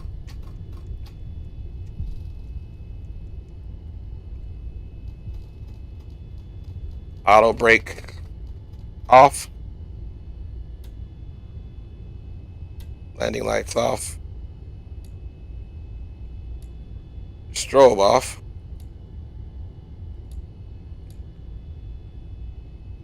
Boston traffic, Delta 316, clear runway 22 left. We'll be taxiing to the ramp via Mike for Boston traffic. All right, guys, we have made it. I don't know how we did it, but yet we did it. Let's go ahead and get our APU on. And let's get a nice little taxi to our gate. So we need to take a right onto Mike. Welcome it in, guys. I mean, the landing itself was good. The problem was I could not, and I repeat, let me repeat that again. I could not get a visual of the runway, and I could not get the ILS to work. So I'm probably gonna have to watch somebody like Chief's streams to see if he's getting the ILS to work. So far in this aircraft, I haven't got the ILS to work, and it could be something I'm doing. So because the avionics in this are slightly different, let's make sure flaps are all the way up. And they are. We'll do a wing check here, a little cheat. Let's see here. Okay, they're up and clean. All right, guys. So now we're gonna take this and we're gonna turn left. It looks like onto Kilo.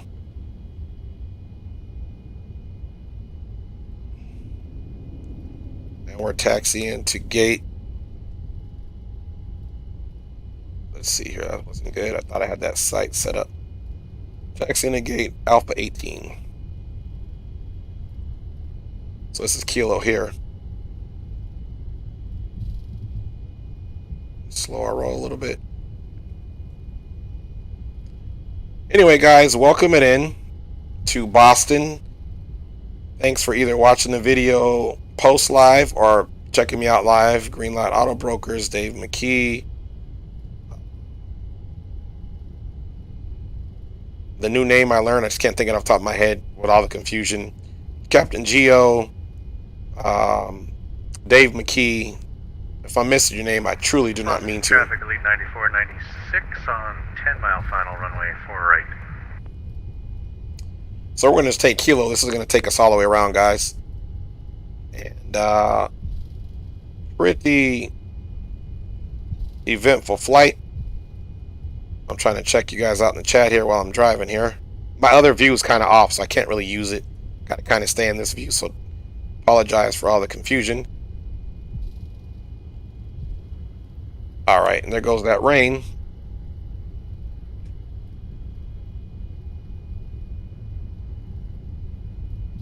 So active sky, I had to turn it off. I'll just turn these wipers off, no big deal.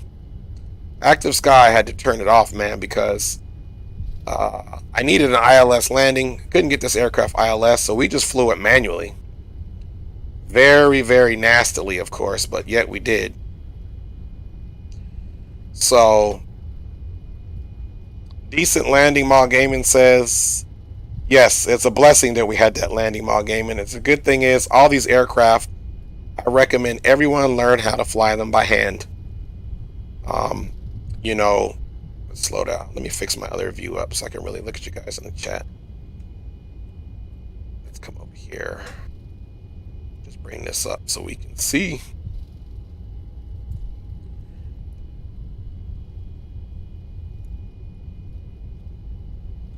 Anyway, all right, we're rolling in. We still got to go around here. But what I was saying is, excuse me, definitely, I'm going to keep it. Let's just keep it like this for now.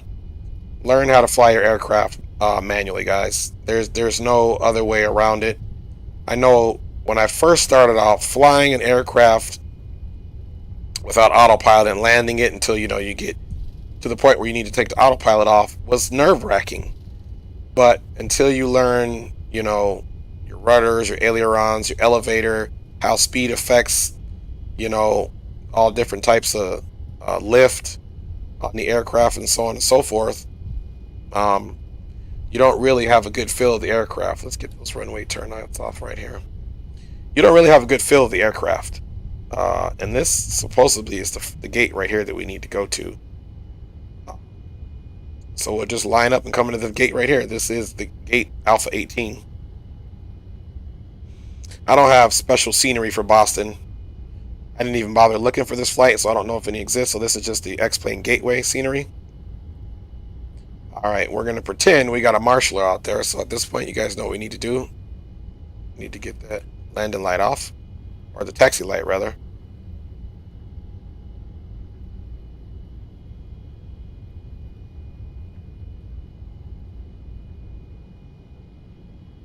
Alright, now we need to start straightening it up.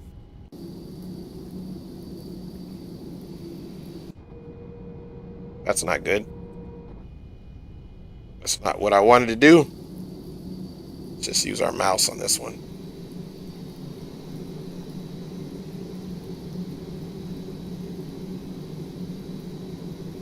So we had a pretty good landing, guys.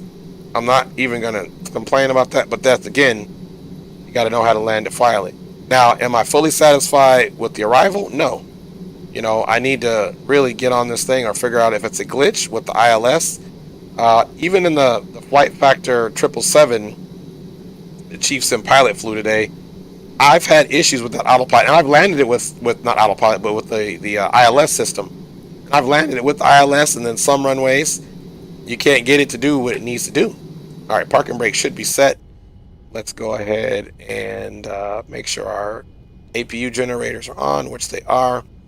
And let's just shut her down for now. Let that APU kick in. Worry about the rest. Let's go up top. We can get the beacon in. Anyway, guys, welcome it into the Boston area. That trim air off. And wow, what an eventful flight for not supposing to be eventful. This thing was supposed to be a little more enjoyable than that, which it wasn't. But guess what, guys? We absolutely still killed the landing. So as far as our flying was concerned today, we did A-OK in my book. Let's get some music on. Let me get off the VATSIM network.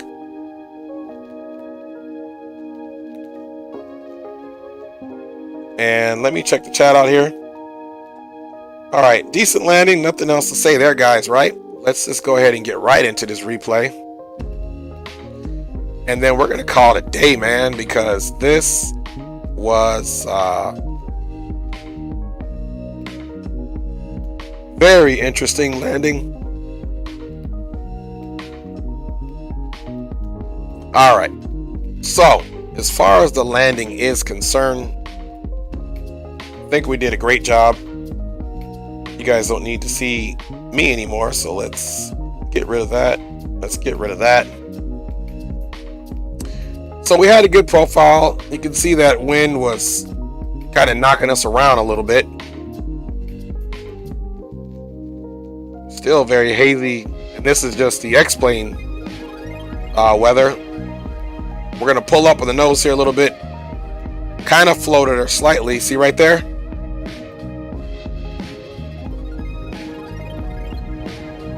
It looked like our landing gear wasn't all the way down, but we held the nose up nicely. We still landed pretty much center of the runway, as you can see. Wow, and look, my surfaces are working this time. Not bad there, guys.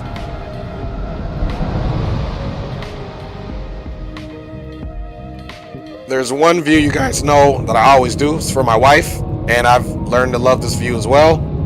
All right, let's look. There I go again. Pushing the wrong button. There we go. So you can see we were fighting her down, but not trying to make it obvious. We almost got the runway blocks there. We just missed them. So the float wasn't bad. Look, I pulled up there. I was like, I want to kiss it. So I pulled up a little bit too much on the elevator, not much. We still kissed it. And you see that must be a glitch with the landing gear.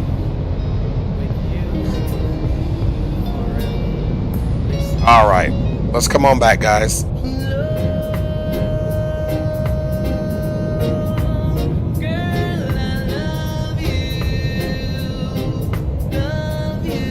All right, you guys, here we go.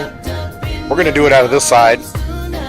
And I want to say thank you to each and every one of you for flying along. We're going to pause the track IR. I'm going to sign off.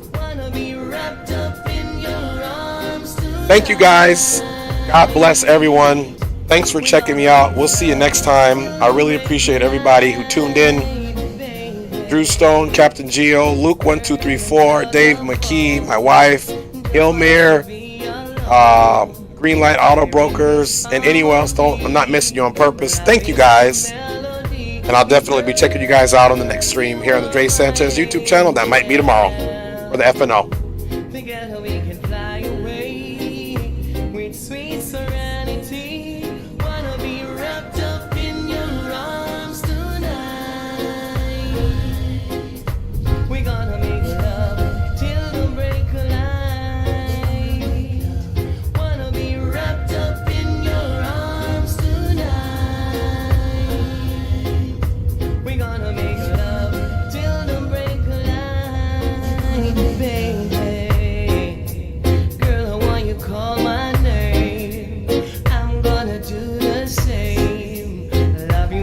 Dim light, oh, I wish it would rain tonight.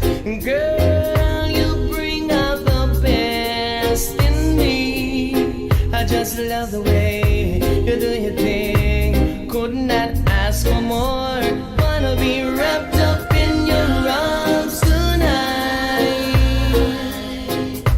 We gonna make love till the break of light. Wanna be wrapped up in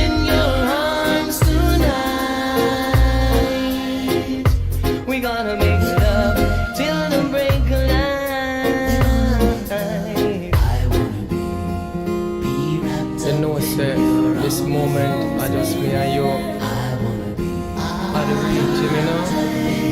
I wanna be wrapped up. I wanna be. Wanna be wrapped up in your arms. Wanna be.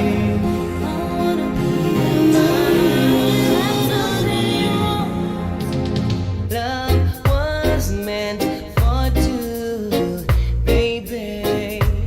Girl, that's me and you. If you want some more love, say yeah. Baby, you're my sunshine, so fine.